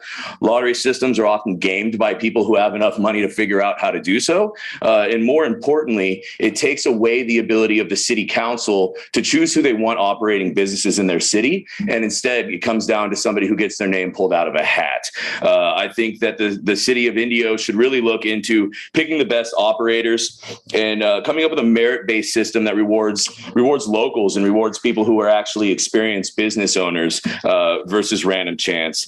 And then finally, I know that you all have mentioned that you were looking to slowly work your way into the cannabis industry, and I respect that, but I would strongly encourage you to reconsider that strategy. Eliminating cultivation, manufacturing, and distribution inside of your city is doing nothing other than turning down dozens of well-paying jobs, hundreds of thousands of dollars in tax revenue, and hundreds of thousands of dollars in tenant improvement on buildings that are currently sitting vacant in your industrial zones. Same note with on-site consumption. Again, I understand why it feels like maybe you shouldn't start there, but without on-site consumption, you would be the only city in Coachella Valley that allows for cannabis, but doesn't give their citizens somewhere to safely use those products that they're already buying inside of your city. So again, thank you for your time, and I appreciate your consideration. Thank you, Mr. Churchill. City Clerk, do we have folks online? Yes, Mayor. We have Pedro Ordonez, followed by Ana Gaeta, and followed by Christopher Martinez. So we'll start with Pedro. Mr. Ordonez, you have 3 minutes. Hello, staff. My name is Pedro Ordonez. I am from Libra Shops here in the Valley. just want to thank you guys for your time. Thank you guys for this consideration. I know it's been a long process for you guys to get this going. So really appreciate you guys taking cannabis seriously in the city, especially again, being a local resident. I really love this progression from the city. The only things I just want to bring up a little bit is a little bit more clarity on the youth centers. I know the application process and that stuff hasn't been defined yet. The only clarification I would want is if we can define it either if it's a property line or if it's building to building, because I know some either schools or something have a big parking lot. So need to know if that plays to any consideration. As far as security goes, we are required by state law to already have 24-hour security with at least a 30-day playback. So we're already investing so much money into a security system. Having an armed guard would just be additional cost for us to have. And then one of the last ones that I would like to address is the limited hours. Currently right now, most cities in the Valley do allow us to be open from 6 a.m. all the way to 10 p.m. I just think the cutting the hours to the businesses in Indio will not help I guess generate so much revenue. I know we usually get high rushes in the morning. The older crowd does like to come in and get their stuff really early before everybody else, and then at night we do have night rushes around 9 p.m. So the city can lose in some revenue if we don't extend the hours. I understand the limitation that you guys are looking for, but a lot of these businesses we are have to be closed by 10 p.m. And not transacting after that. So I think still 10 p.m. is still a good option to stop. But as far as that recommendations, that's all I have. Thank you guys again for your time. Thank you again for your consideration for this, and I look forward to you guys passing this. Thank you again. Thank you for your comments, sir. Move on to the next speaker. Anna, you have 3 minutes. Good evening, Mayor Furman and members of the council. My name is Ana Gaeta, and I'm with the United Food and Commercial Workers Union, Local 1167. Our union represents over 10,000 cannabis workers throughout the country, and locally we are very proud to represent the first unionized cannabis shops in the Coachella Valley and in the Inland Empire. So Joe Duffel, our president, did submit a letter to the council yesterday expressing our support for the regulation of commercial cannabis activities and for the labor peace language that is outlined in ordinance number 1780. We would like to further express our support for a merit-based system in the selection of applicants as the city continues to talk about this. The merit system should award points to applicants based on criteria that is of importance to the residents and the city, and that keeps future Indio cannabis workers at the focus of these policy decisions. So a strong merit-based system, in our opinion, would include or would award points to operators that pay family-sustaining wages, have a signed labor peace agreement, have plans to mitigate noise, smell, and other concerns that community members have expressed. And most importantly, award points to operators that have signed collective bargaining agreements in other areas. So these are also known as CBAs. And so as we continue through this process, you will hear from many operators. You'll hear that they'll commit to paying living wages. And unfortunately, we've seen in some cases that doesn't end up happening. So doing this would allow those companies would allow us to bring in the best employers who are truly committed to the city of Indio. So as was expressed in our letter, we have the opportunity to make sure that this is done in a way that everyone will benefit, and most importantly, in a way that is done that will bring in the good local jobs that our working families strongly deserve. So thank you again for bringing us all together to have this important conversation. And like always, we at UFCW are committed to working with the city and making sure that we do an ordinance that really takes care of our residents. So thank you. Thank you, Ms. Gaeta. The next comment. And next is Christopher Martinez. Good afternoon again, and thank you once again for the opportunity to speak, Mayor, City Council, and staff. I think it's awesome that you guys are moving forward on the cannabis topic. I think it's been long overdue and a great opportunity for the city and its residents. I know the criteria for the application process hasn't fully been defined, but I do want to again echo social equity. Social equity isn't just handing out licenses, but it is giving an opportunity to residents, specifically either residents or individuals in your area that have been wrongfully or convicted of cannabis offenses when it was previously illegal, which is now legal, or you guys are looking to make it legal, and which give individuals an opportunity to profit off of was previously illegal. So social equity not only would allow you to give opportunities to those that were wrongfully convicted, but also access to grant funding from the state. Palm Springs, Coachella are some of the states in the local area that received hundreds of thousands of dollars to implement a social equity program. And Coachella just currently has, I believe, 2 operating social equity dispensaries, and Palm Springs also has another. So there's some good examples out there of what good can come from the social equity program. I also want to encourage you guys to move away from a lottery process and to encourage you guys to give yourselves the ability to choose a good, solid operator that is in line with what you guys are looking for as an operator within your city. Another topic I wanted to touch on is background checks for employees. Some cities do require it, others don't. I think operators should be capable and given the opportunity to vet their own employees and allow who they choose to work within their operation. As far as background checks for owners, that's been a requirement across the board. Another thing I did notice is owners defined as a 10% ownership within a business. The state defines it as 20%. Not sure why that's a lower percentage or a strict requirement, but that is a difference from the state and the city. Also want to echo the hours, 6 to 10. By limiting the hours, all you're going to do is force potential customers, potential tax revenue to leave your city and go to another city that's currently open. It just puts your operators within the city at a disadvantage, which would lower the revenue and lower the tax that would come or return to the city. And let me see.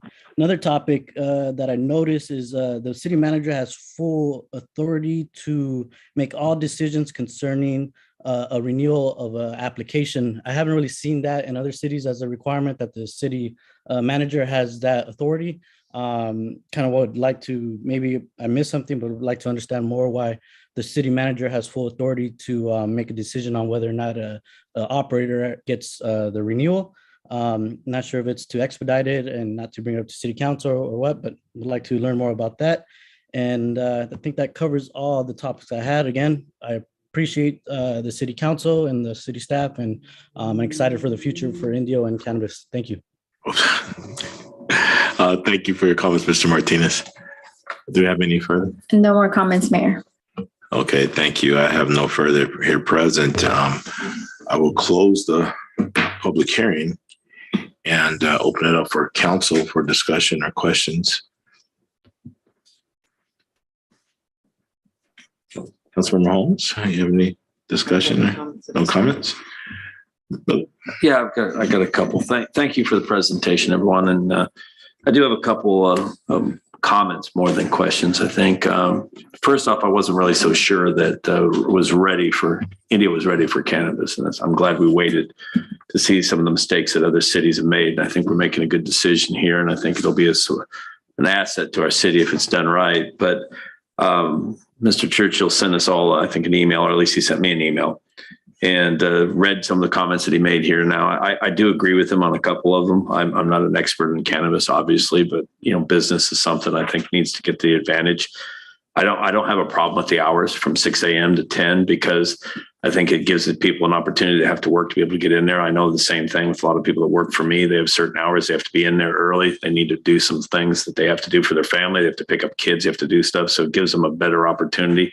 Doesn't mean they have to be open from 6 to 10. It just gives them the opportunity.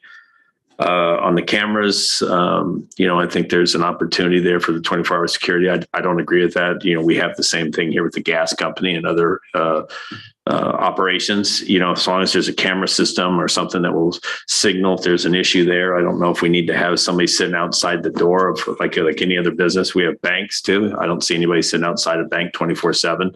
They're there when it's opened. It's closed at any other time. I'm trying to think about it as a small business. If it's something that we don't like, we can always come back and address it. I take it. if we want to go back to 24 hours, if there's something or we have some issues. So something we can look at. The city manager and the camera part, I'm not 100% sure I'd like anybody looking at my cameras and private business, no matter what it is. I just think that's a little bit of overkill. I think it puts us in a bad position too. I think it's like any other business that's here. If there's something going wrong, the police department has to go in and ask for those surveillance cameras and we take it. So I think there's an opportunity there. And then the last one, in the end use in the business, I'm not a purveyor or user of marijuana myself, but I can see it being utilized in a spot. I don't see it as being a problem myself, but I will leave that to the rest of my city council members.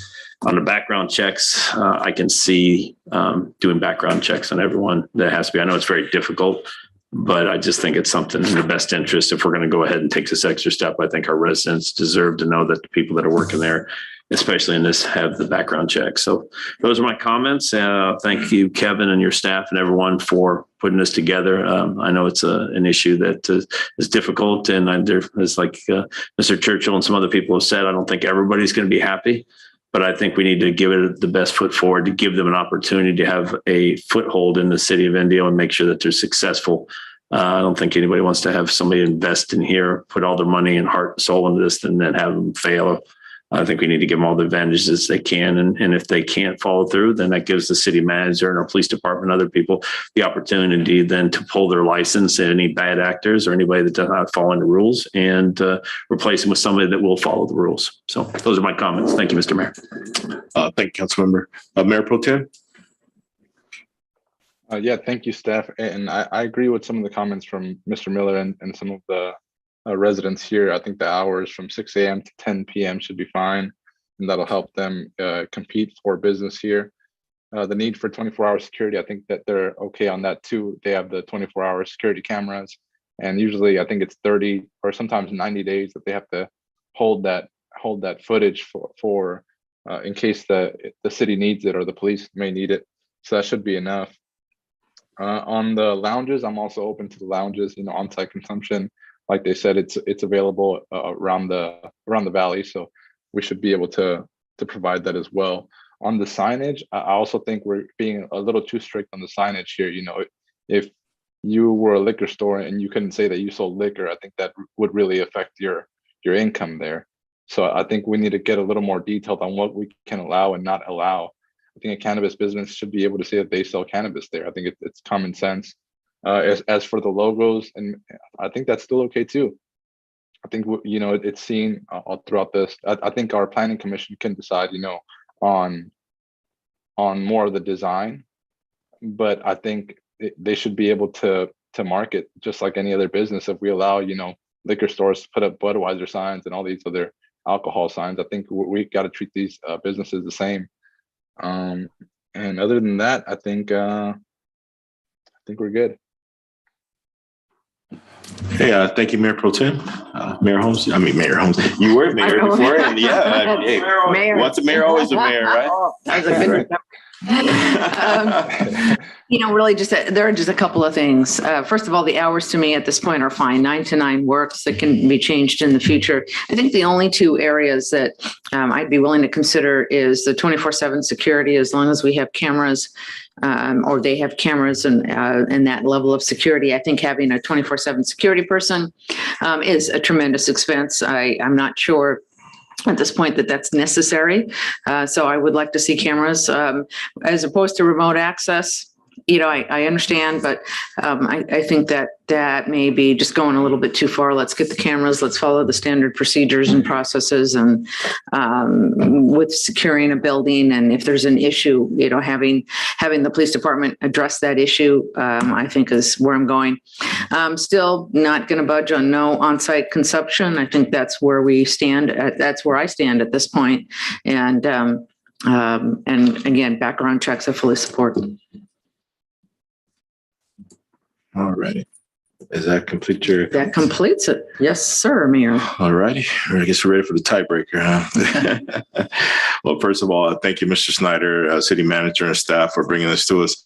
It's a lot of work. We're walking in a new industry here. So, this is uncharted territories for us. There's a lot of work that went into this. So thank you for bringing this to us. And so I would start by the camera access for the city manager. I think that pulls the city too much into a business, so I don't support that. And also the 24-hour security personnel on site.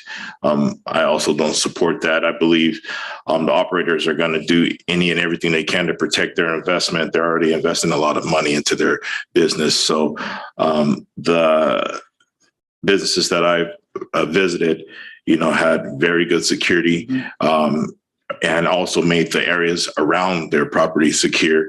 So I'm pretty sure there's going to be measures in place when they submit for their application to show the amount of security that they have in their facility.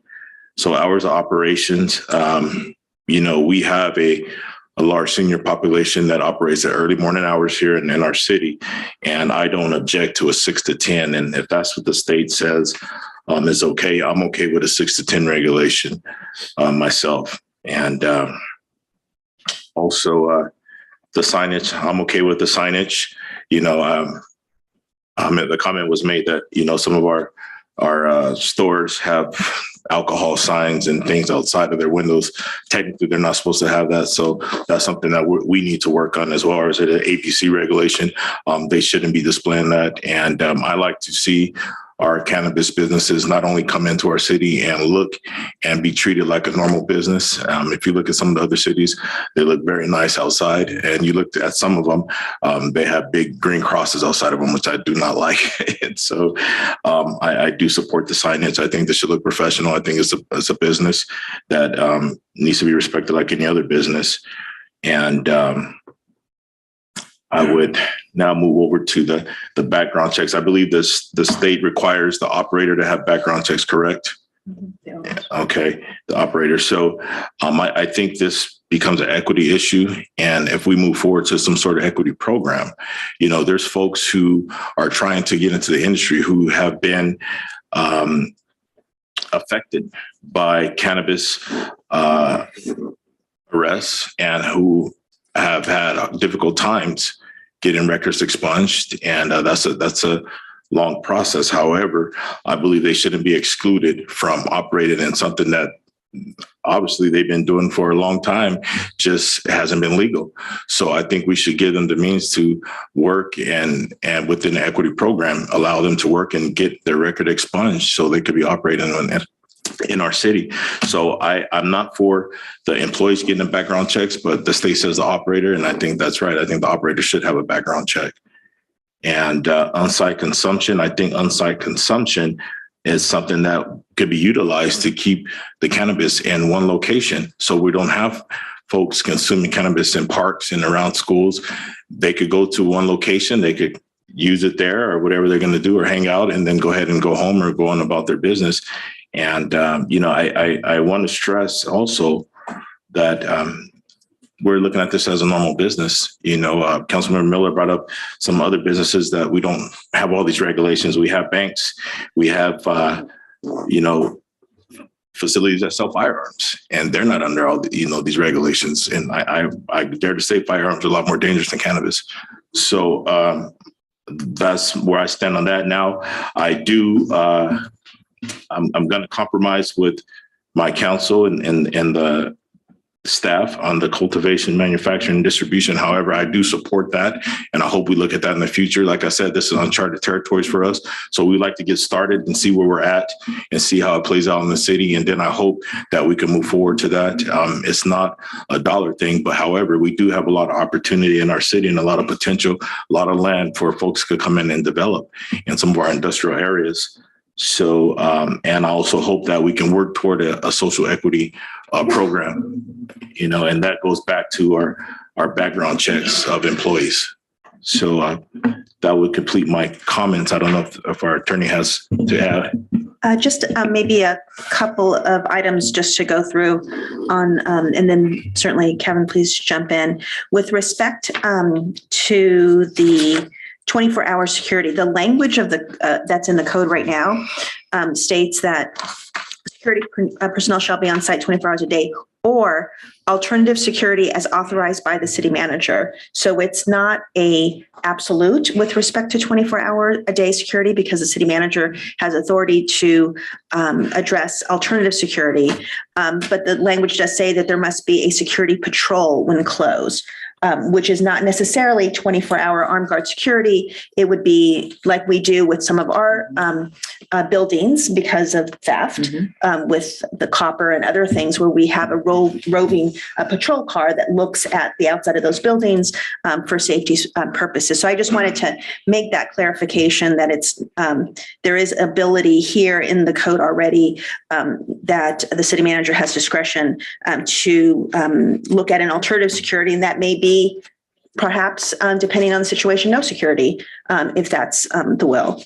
In terms of the background, let me just do one more thing. In terms of the surveillance security footage, again, I just want to clarify what the code actually says, is that the business would be responsible for ensuring that the security camera surveillance footage is remotely accessible by the city manager, and that it would be compatible with the city software and hardware. It's not that the city would actually have access to their camera footage or camera security system. It's that if the city manager needed a piece of footage, that footage would be sent to the manager, to staff, and it would be in a program that we would be able to access. We have a great IT team. I'm sure that they can figure anything out, but I just wanted to clarify what the language actually says. And then in terms of the let's see, the other one. The youth center, this is a question, not something from the council.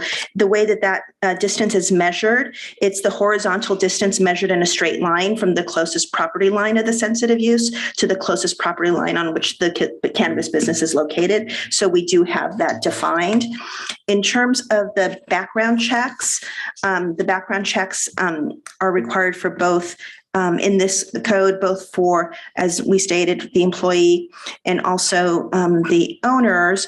However, the exclusions are exclusions by state law. There are no other exclusions. So it's not as if the background checks is inconsistent in terms of what they're used for. The exclusions are consistent with the exclusions that are already set forth in the penal code. The only difference is that we're requiring that the employees also have background checks. And Mr. Snyder, did I miss anything? No, in fact, I think both the city manager and I were taking, go ahead, please. Yeah, if you were taking notes as well. The only other matter was the on-site, which is clear. The on-site consumption is clear in the current form that it's not allowed, but it appears the majority is supportive of that. That was the only one I believe. Well, no, actually, I think there's also consensus on hours of operation from 6 a.m. to 10 p.m. The majority of you indicated you were fine with that. And it appears that there is almost a majority on signage. The current restriction, the current language, maybe the city attorney could dive into that, because the way I think it's being read is not in how it's intended to be read. So maybe the city attorney could speak to that. Thank you. The signage is limited to what's needed for identification purposes only. So if the name says cannabis in the name, then that is permitted. It does say that the signage shall not contain logos or information that advertises or lists services or products, because signage really is an issue of aesthetics. And what you don't want is, and this would be for all of our businesses, you don't want a sign that says, whatever, Rob's Pizza Hut, and says, marinara sauce, whatever, meat sauce and all, and then clutter that sign. And that's the intent of that provision. Yeah. And I also wanted to point out is that there is a provision specifically in the ordinance that allows the city manager to adopt administrative regulations to implement and to interpret the provisions of this code. As we've gone through it, I believe in my mind that the language regarding the signage is clear, but if there was some clarity that was needed, then that could be done through administrative regulations. And the other thing that I just wanted to put out there for the council's consideration is that these uses are permitted by right. And once we start whittling away some of the provisions, it's harder to put it back in because it's not going to be conditionally permitted use. This is going to be a use permitted by right. So I'm happy to answer any questions. And if I forgot anything else. Well, thank you for the clarification. I think, Mayor, at this time, just to note for the record, we do have a majority of you on hours of operation on-site consumption have indicated to revise the regulations to authorize hours of operation from 6 a.m. to 10 p.m. and to permit on-site consumption. That 3 of you have indicated that those would both be amendable. And then again, city manager may want to jump in, but in taking notes, the question of background checks is still on the table in terms of what the council's direction is. And on the background checks, while there are some state laws that talk about some exclusions, we conduct background checks for a number of licenses. Just because something is there, it's primarily the chief of police that would review that and determine whether that is of concern or not. But there could be, to your point, Mayor, there could be something there not relevant to the use, not something germane, would not be exclusatory to granting the license, but it's still done. Something to consider. And on the on-site consumption, the language, of course, says cannabis shall not be consumed by any person on the premises of the business, but it also indicates that no person shall also cause or permit the consumption of alcoholic beverages or tobacco on or about the premises as well. So if the council desires to provide some changes on the on-site consumption, then we'd like to make sure that you're very clear in terms of what it is that you're okay with being consumed on-site. Mr. Mayor, if I could. Yes. Just for clarity too, after your discussion on the background checks, I'm all about second chances. I don't have a problem with allowing the employees not to be background checked. It's the responsibility of the business owner to make sure that he has the people in place to be able to do it. On the signage, I do want it to make sure it's tasteful. So I don't know how you go about that. I don't like the crosses either and some of the other stuff. So I don't know if that's the planning commission or that. I don't know how you, I mean, I understand the clarity of putting all the other stuff on it. I just want to make sure that it blends into the rest of our city. I know they obviously need to stand out, but you know, that we do have some kind of regulations. I don't know how you would regulate that part of it. Because if there's only 4 of us, because Loopy's not here, so I don't want to get us deadlocked on something where it's 2-2 because somebody's not willing to bend on one item or not. So I want to make sure it's just concise. Councilman, if I could respond. What we're going to vote on. So I think we're going to need the city attorney to kind of guide us through all this so that we don't get stuck on one thing or the other, because I don't really want to delegate from the dais here and make policy from sitting up here going back and forth, to be honest with you. If I could just respond on the signage, I think the language as currently written does achieve what the council is interested in, which is quality. And so I think, as the city attorney has previously described and as indicated in the ordinance, I think the majority of your goal in terms of a quality design and tasteful visual aesthetic of signage is met by the current language and does not require additional review considerations. Typically, if this was coming in as an administrative item, it would not go to planning commission normally. So this would be something where I think the ordinance does stand up to what the council's expectations are. So maybe to note again, hours of operation, 6 a.m. to 10 p.m. On-site consumption of cannabis, yes. And the city attorney did pose a question about alcohol and tobacco. Please note that if alcohol was to be considered, there would be a state license required for that as well. And then background checks, it appears that it's owner only, majority of you. I don't think California law allows alcohol to Thank you. You're right. To be I consumed. stand corrected. On the cannabis property.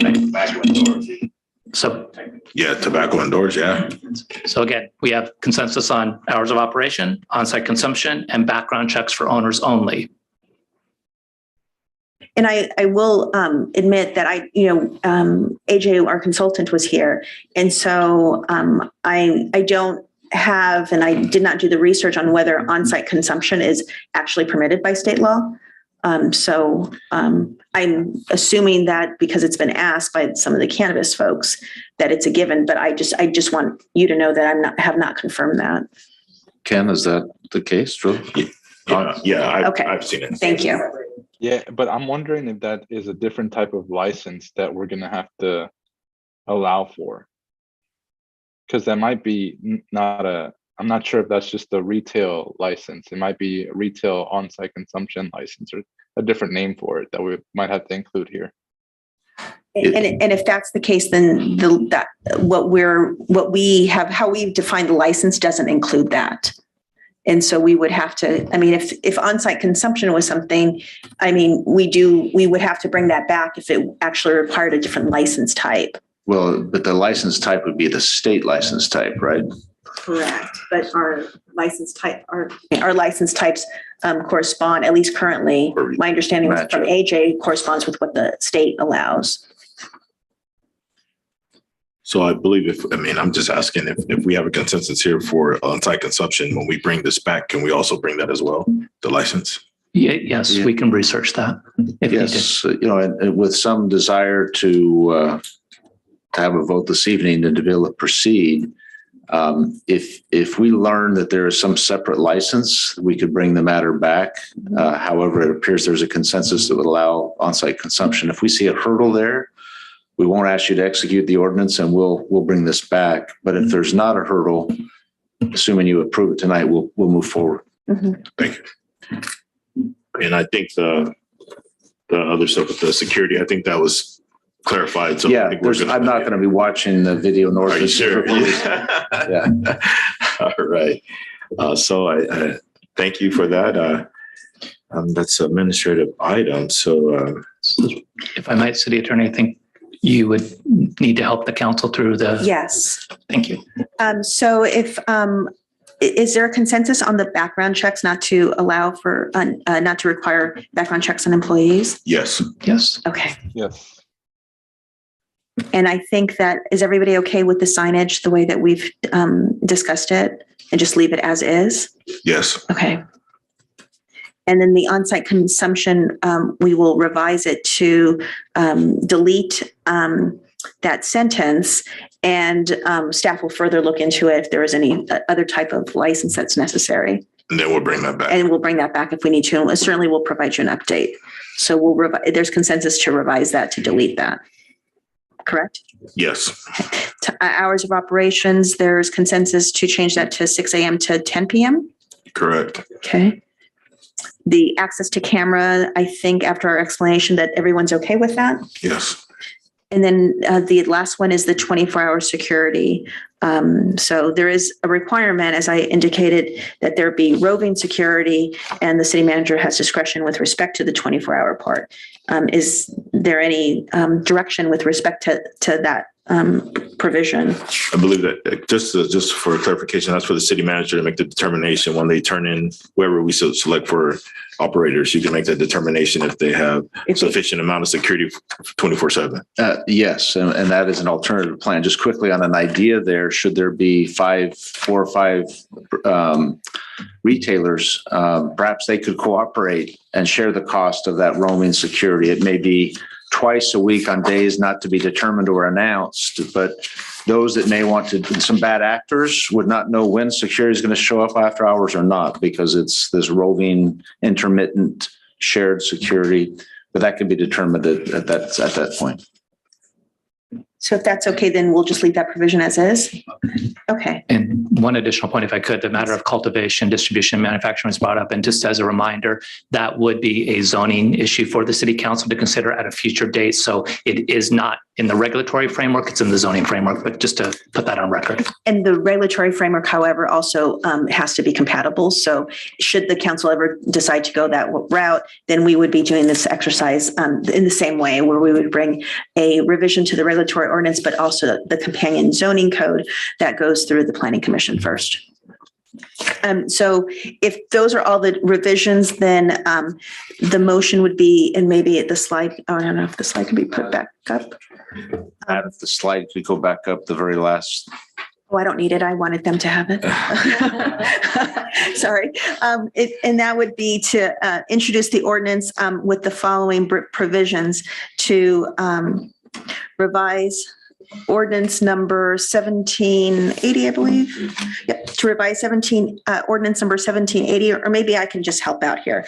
How about the recommendation would be to waive full reading of ordinance number 1780, adding a new chapter 123 to title 11 of the Indio Municipal Code to regulate and permit commercial cannabis activities in the city, introduce the ordinance by title only, and request the city clerk to read the title and to direct the following revisions to the ordinance: to eliminate the background checks for employees, to delete the sentence in the on-site consumption provision so that on-site consumption of cannabis is permitted on the cannabis business. And we would just be deleting that sentence of prohibition, to change the hours of operation from 6 a.m. to 10 p.m. And that would be it. So if anybody wanted to make that motion. I'll make that motion. Okay. I'll second it. All right, we have a motion by Mayor Pro Tem Ortiz and a second by Councilmember Miller. Could I have a vote, please? Councilmember Holmes, I do not support on-site consumption, so nay. Councilmember Miller, Aye. Mayor Pro Tem Ortiz, Aye. and Mayor Furman. Aye. Motion passes. Thank you, Mr. Snyder. We'll have the clerk read the title. Ordinance number 1780, an ordinance of the city of Indio, adding a new chapter 123 entitled Cannabis Business Activities to Title 11, Business Regulations of the Indio Municipal Code to regulate commercial cannabis uses in the city. Thank you. Thank you. All right, now we'll move on to the next item, which is public comments for items not on the agenda. And I do have two, and I'll start off with Mr. Adrian Davila.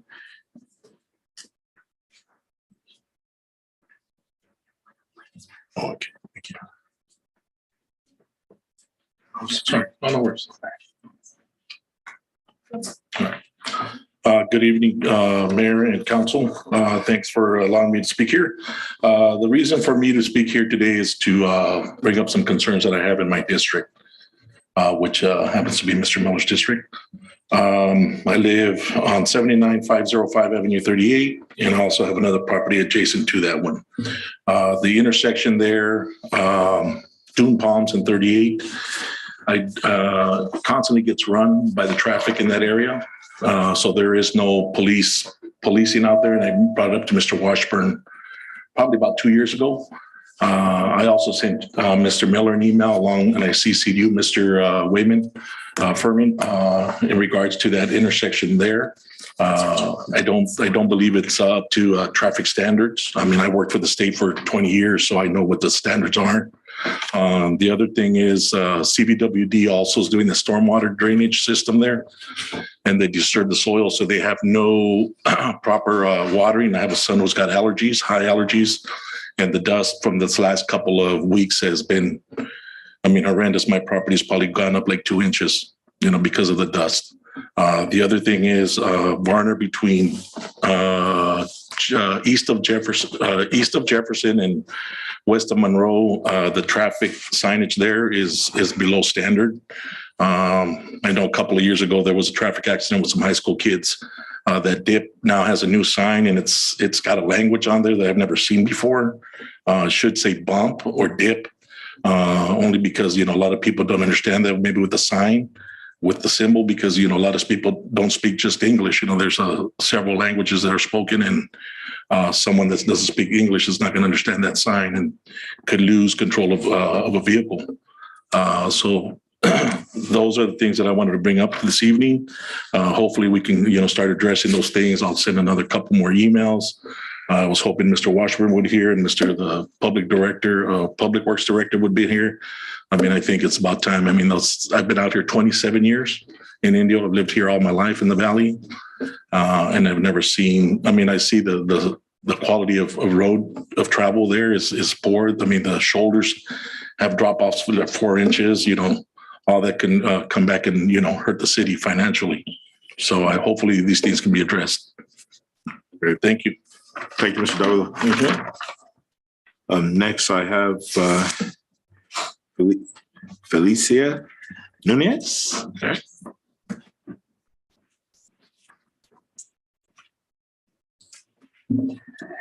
Good afternoon, members of the City Council and Mayor. I made my living as a registered nurse, so I'm very concerned about the health situation. I do want to thank you in the past for supporting the concept of importation of water to the Salton Sea. And right now we're having this big study done on whether it's feasible or not. But I just want to say it's strange that they have not made any studies on whether furrowing the land, where they dig into the earth to control the dust, is feasible. They haven't made a study to find out if shallow water ponds or lakes are good enough and take into the question of greenhouse gas emissions.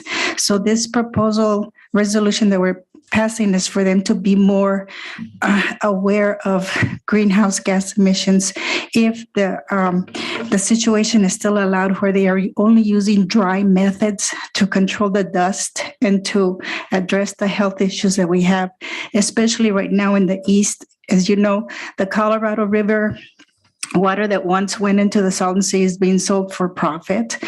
And as the water goes to the east, it gets worse and the air is really bad. Not only do we have organic matter at the bottom of the Salton Sea, but we have munitions left over from target practice when they bombed Pearl Harbor. We have tons of pesticides, and we have raw sewage escaping into the Salton Sea because we don't have updated wastewater plants.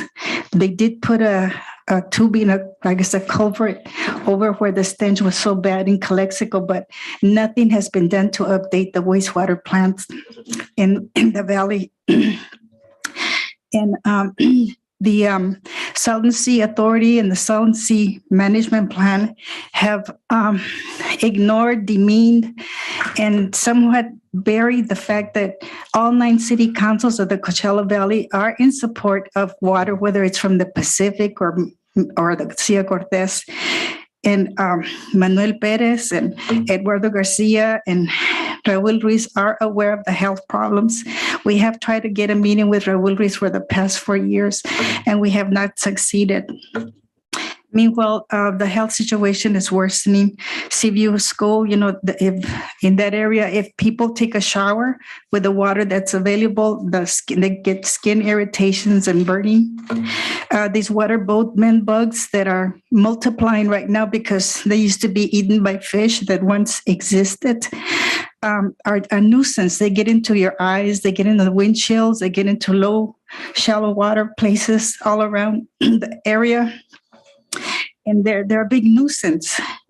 And so we went to the Salton Sea Summit, and they talked about how great that these boatmen water bugs are available for fish to eat, the puppy fish that they call that are being protected, but never was it put out that we have witnessed the serial killing of fish and wildlife by the hundreds and the thousands. So I really want to thank you and encourage you to push forward the concept, continue with the concept of importing water, and to make this study very reasonable and based on science, because we all know that importing water is going to really help all of the East Valley and the West Valley. Tourism, property values will go up, business will be in full bloom, and it's just so much more for our future if we do import water. Thank you so much for your support. Thank you, Ms. Nunes. Our next speaker, Chuck Parker. You have 3 minutes, Mr. Parker. It's good to be back, to be here, be able to see you all in person after the COVID break. I'm Chuck Parker with the Salton Sea Coalition, and I'm also a member of the Long Range Planning Committee of the Salton Sea Management Program.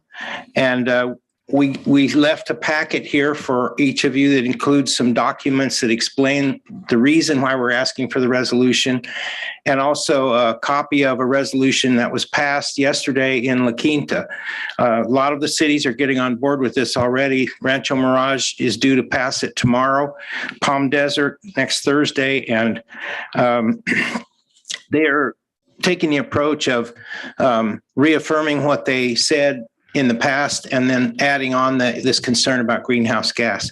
And just real quick, I never thought of it before, but there was a report that came out in January which talked about how the Salton Sea, because it was such a productive ecosystem, all the fertilizer flowing in there in the water, the algae grew abundantly, the fish ate them, and the birds ate the fish. And when all these organisms died, their organic bodies sunk to the bottom and was sequestered there. And it was a good thing to prevent global warming.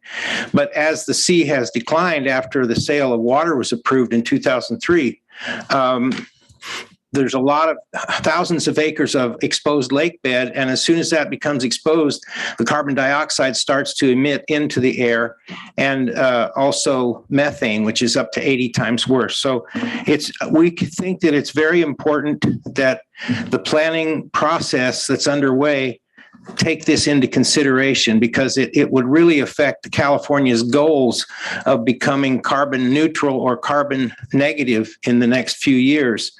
It doesn't make much sense to spend billions on converting to electric cars and green buildings and then follow a policy at the Salton Sea, which turns it into a major emitter of greenhouse gas. So the other issue real quick is on the Long Range Planning Committee, they just had people look into the prospects for water on the Colorado River in the next years, and it's really grim. I mean, they had best case scenario, worst case scenario, and it's all less water than we've been used to. And that's where all the water from the Salton Sea comes from without ocean water import. And if we import ocean water, there was another report that indicated if we could desalinate it, make money off the salt, and have a new source of fresh water. So for all these reasons, we ask you to consider our proposal, and to, if you like it, to place it on the agenda for a future meeting. Thank you. Thank you, Mr. Parker. Clerk, do we have some online? Yes, we have one person, Annalisa Vargas. You have 3 minutes. Hello, good evening, Mayor Furman and Mayor Pro Temp Ortiz and members of the council. I would like to just bring up the study session that occurred today regarding the fiscal year 2022 to 23 city budget and capital project prioritization. It was very interesting to attend. And this is in reference to the below the line items that were being prioritized by the city council. And I know that a lot of it is based on just projects that are important. And specifically, I wanted to mention the topic of pickleball courts based on tennis courts that are underutilized. And so I don't really know anyone that plays pickleball except Mr. Miller, who seems like it's a fun sport, and you're an avid pickleball player, but I do know dozens and dozens of families that play soccer or futsal. And so I know, including my niece and nephew, Giselle, who's 10 and is an awesome soccer player, and my nephew, Kingston, who's 5 years old, and many other families that, like my sister, who's a soccer mom at this point, that have to travel to other cities. Like Giselle, she plays for a soccer team in Coachella.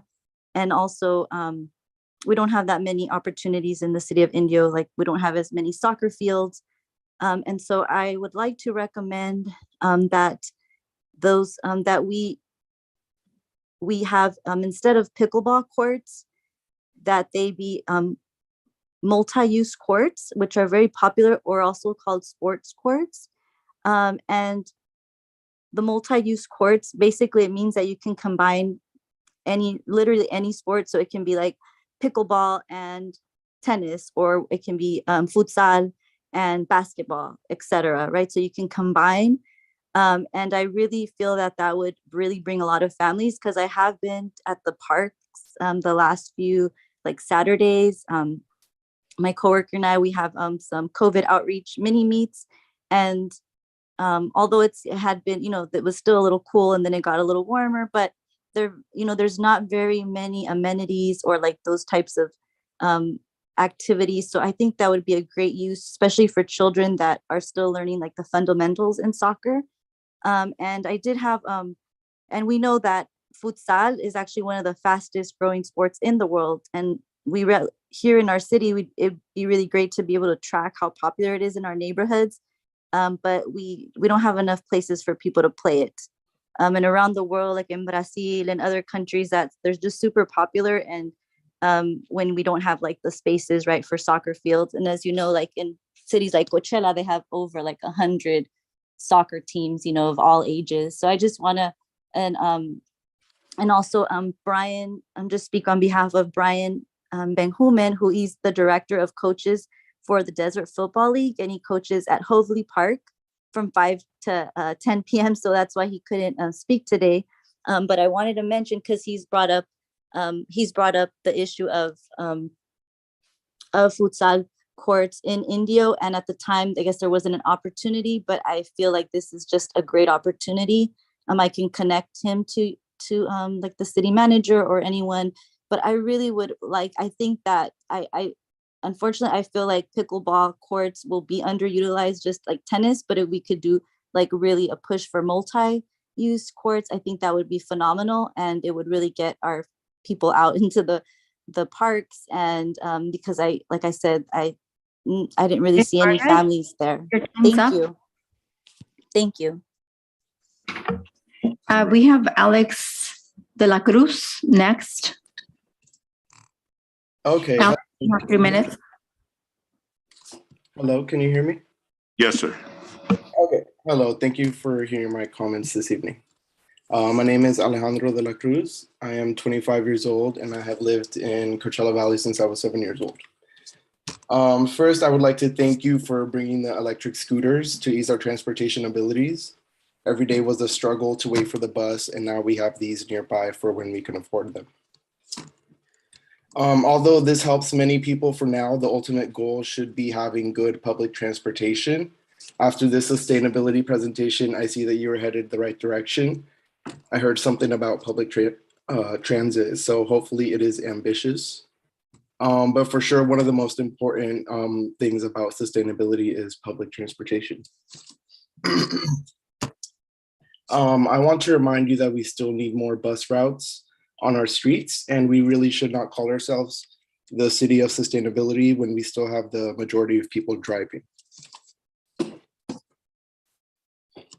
So they choose to because we have no bus on many main streets, and if we do, it's only a portion of those streets.